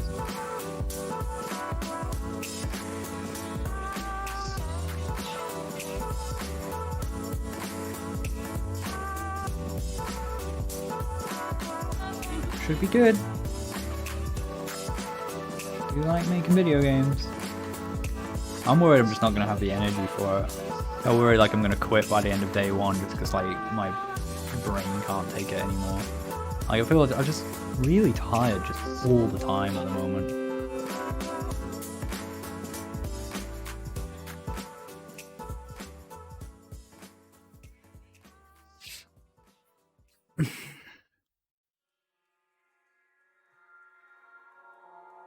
Just make a tiny game. Maybe that's the strat. That basically was my strat for one of them. Which one was it? Yeah, 45, where I made Click the Balloons. That was a pretty straightforward game. It was kind of stupid as well. A game that was like intentionally as like obtuse and confusing as possible. Basically gets no traction. Not like I shared around like show me your high scores and everything, and no one could really. It was like I can't get past the fish. I'm stupid. Okay, it just didn't really work. The idea of the game was meant to be like an allure of trying to work out what the hell's going on, but it just ended up being a bit too much and didn't really draw people in. It's like it's hard to work out what the rules are. And I'm like, yeah, that was the point. Yeah, but it's just kind of hard to work out what the rules are. I'm like, oh, fair enough.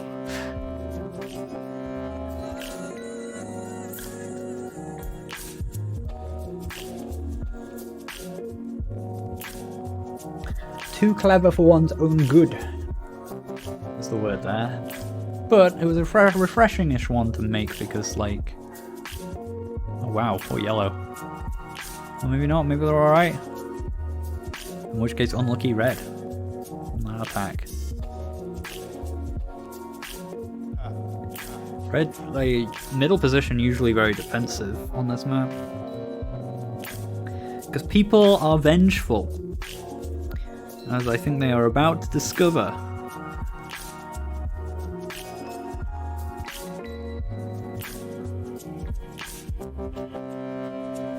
If you're gonna learn anything about free-for-all games, you gotta learn that human beings are vengeful.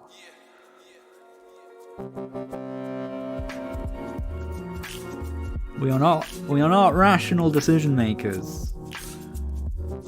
You gotta bear that in mind.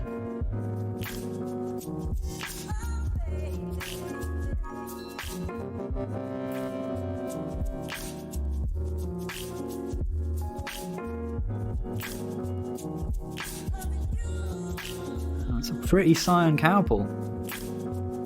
Just laying waste to red. Another cowpole from the other direction, just smashing up everything else. Man.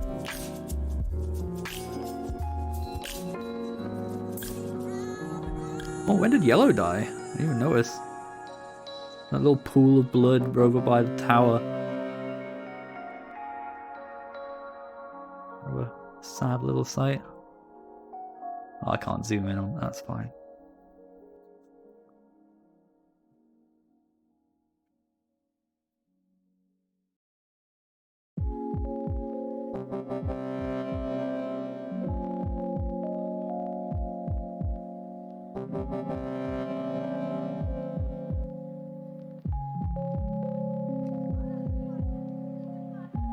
I asked them, not me, Wolf.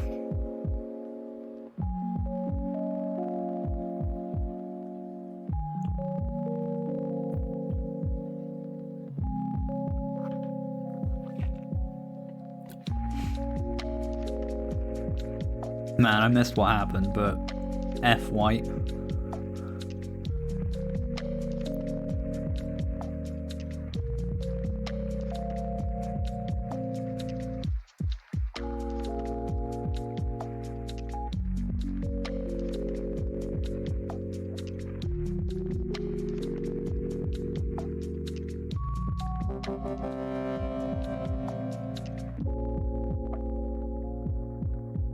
Do you reckon this game's like a prequel to Among Us?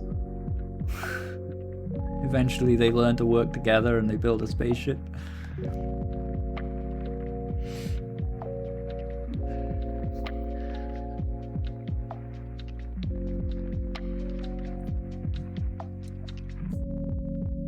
Yeah, I'll be streaming Lundari.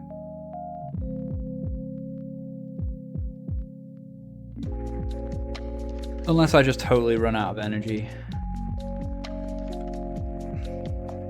So I'm worrying more and more is a very real possibility.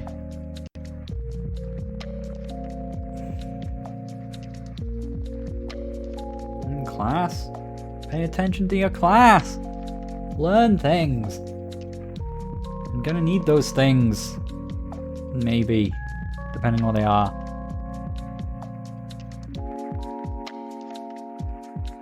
Yeah, I'm gonna go chill. I'm definitely gonna take a break.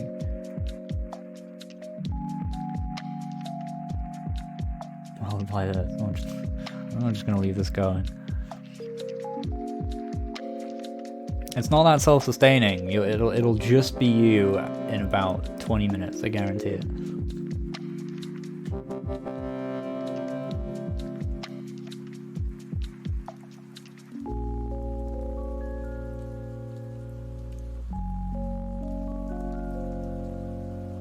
I think I'm gonna come off for a bit after this game.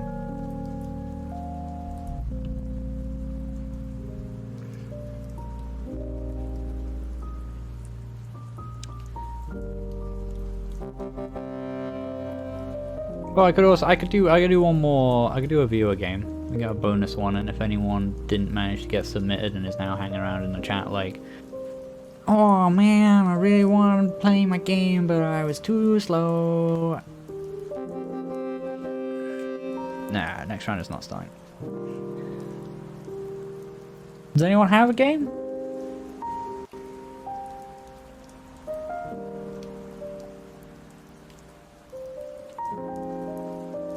I don't mean like pull one out of your backlog that you don't really care about. I mean like if you had a game that you wanted me to play.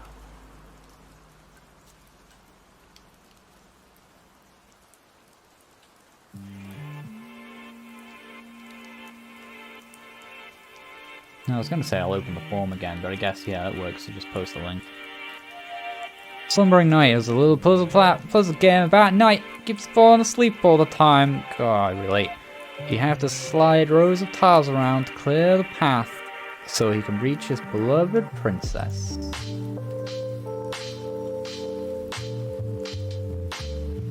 Sorry everyone else, too slow.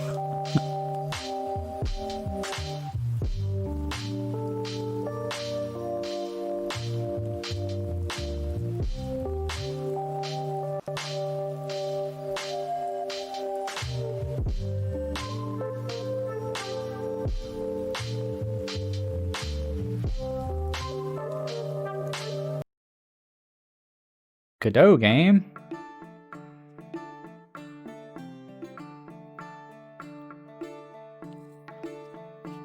What's it like doing little 3D things in Godot?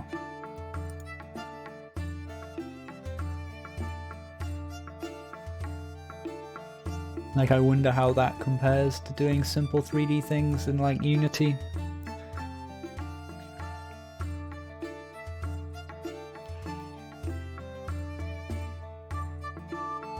Oh, full screen, full screen.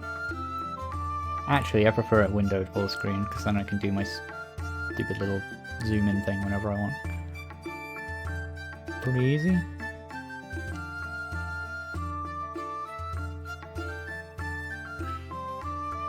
Interesting.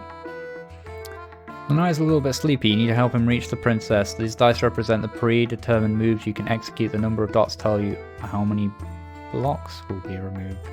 I'll be moved.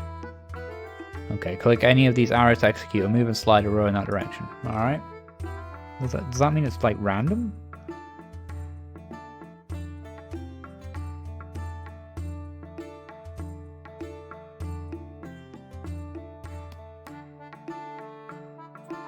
Okay. I mean, you could also just walk around. Now, this is an easy problem for either of you to solve independently. Really?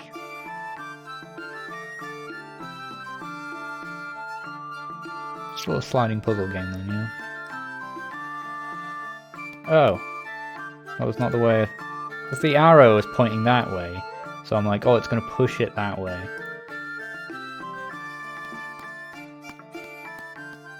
But it actually pulls it.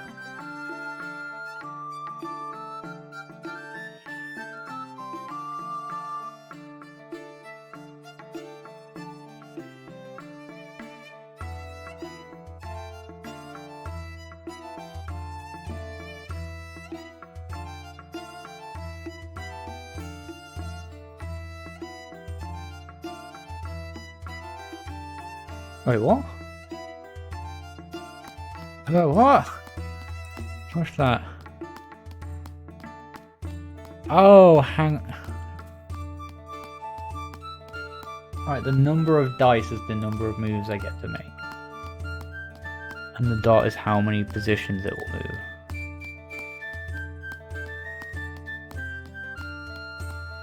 So 2. So it is pushing it. Alright, but the number of dots moves at a different amount. Okay. 3.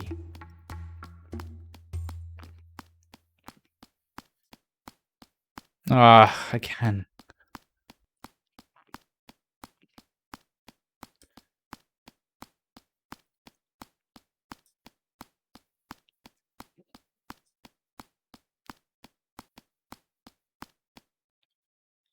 Okay.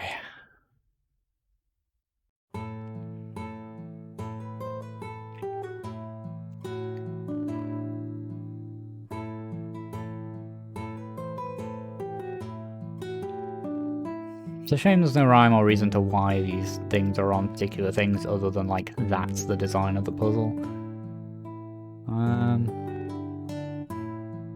Well, nothing's gonna move him.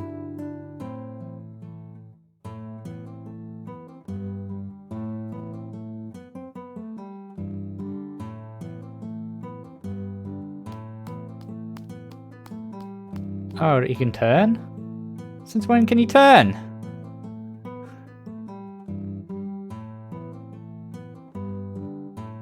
It was never explained that he could, like, turn on contact with things.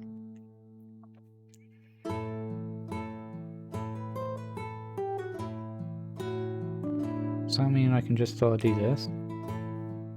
No, right, 3 is going to...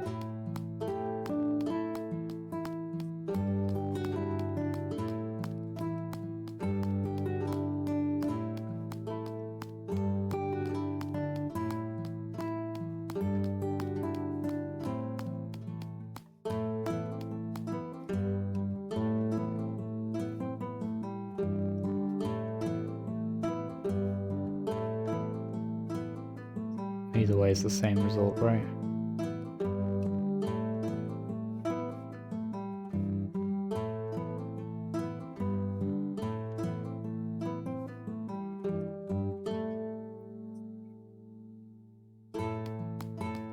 So a quick restart. Kind of wish, like, if I know I screwed it up by the second dice or whatever, I feel like I should be able to just like do a quick restart or something like that.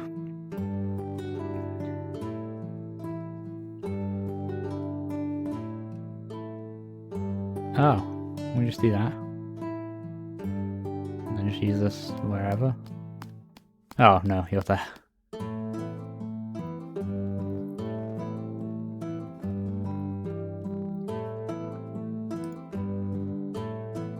So I have to like go through that when I know I've screwed it up. No, wrong again, wrong.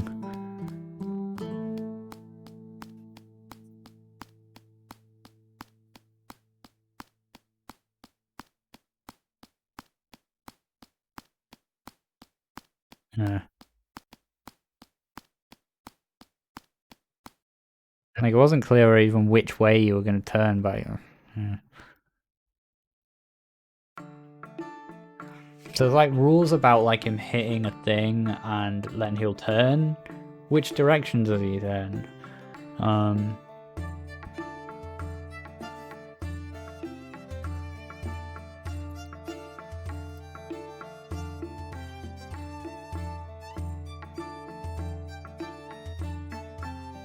The fact that I can only do certain rows is a little weird. Like, I feel like you could have made these puzzles still work and allow you to just move whichever row you want. I might be wrong, but...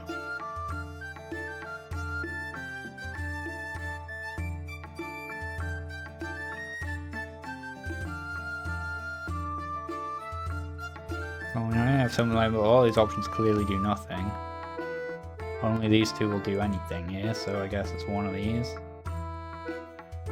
Not that one.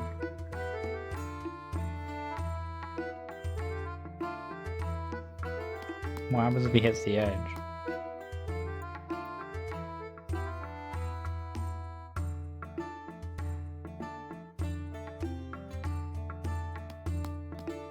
Oh, accidentally got that one. I like the art. I like the little wonky tiles. I like the characters as a cool. And the concept itself is okay. This is a weird way to convey this, right? If you're using dice, like there should probably be some RNG element. Just using dice to convey a number, and only that, and not ever being something that gets rolled or used as a dice would be used. Is intrinsically just a little bit confusing. I know maybe you thought it was like elegant iconography or whatever, but it was tricky to get my head around like how that worked. Even though you explained it in text, it was still like, how does that work? It'd be nice if when I hovered over these things, it like showed me a little preview of what it looked like or something like that, like what it was gonna end up as.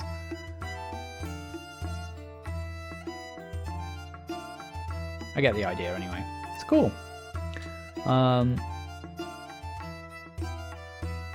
Yeah, just some of the rules aren't wholly clear. Always turns the princess direction, right? Sure. But nothing ever told me that. And the first few levels indicated to me that I just had to make a clear line to the princess, right? That's what that suggested. And then I couldn't do that all of a sudden, so I was like, okay, something else must have to happen. Experimented around a bit, and eventually it's like, oh, he turns when he hits the thing? It was kind of an awkward way to discover that rule, because I still didn't understand how exactly it worked after that. You had to then tell me, princess always turns. Face the direction, right? Yeah,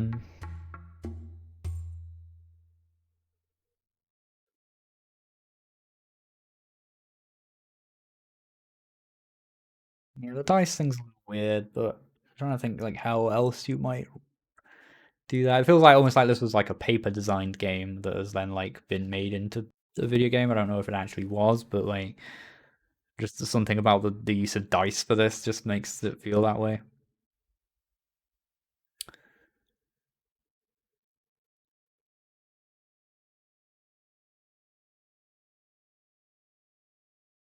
It's fun though. Like it's good. It's nice and simple, and I like the simple art style helps it a lot. So I don't really get how the arrows worked at first. It's like whether it's push. I felt it was a pull, but it's just because I didn't know how the dice thing worked. It's like super smooth and nice looking, and it's satisfying, you know. It's good. I'm not doing any more, Sobus. Just doing one more, and you were too slow.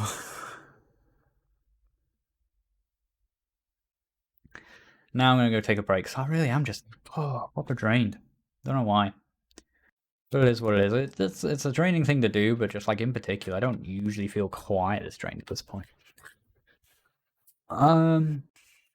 Thanks for watching. Thanks for submitting games. They were fun. I'll probably be back and we'll do another stream around like 10ish. Probably just doing some random development stuff and talking about Ludendare on the run up to Ludendare. where and we will see what the theme is. Go, oh cool, that's the theme, and then I'll go to bed. And I'll sit awake, kind of thinking about what am I gonna make? What am I? Where should I make that? Oh, that's a good idea. That's pretty cool. Cool, and then I'll fall asleep. That's probably what I'm gonna do. God, no, if LD started now, I'd be like, oh my god. If LD was going to start in about 10 minutes, I'd be like, I'm probably not going to do it, because like, I'd be just too drained. Look at all these open folders. But anyway, yeah, I'm going to go take a break. I'm going to go take it easy for the next, what is it now? It's almost 6 o'clock. 4 hours. And then we'll be back to do a little something, hopefully with a bit more energy. And I'll see you guys then. And then I'll see you guys again for just probably the rest of the weekend. So thanks for stopping by. Thanks for submitting your games. I'll see you all later. Bye-bye.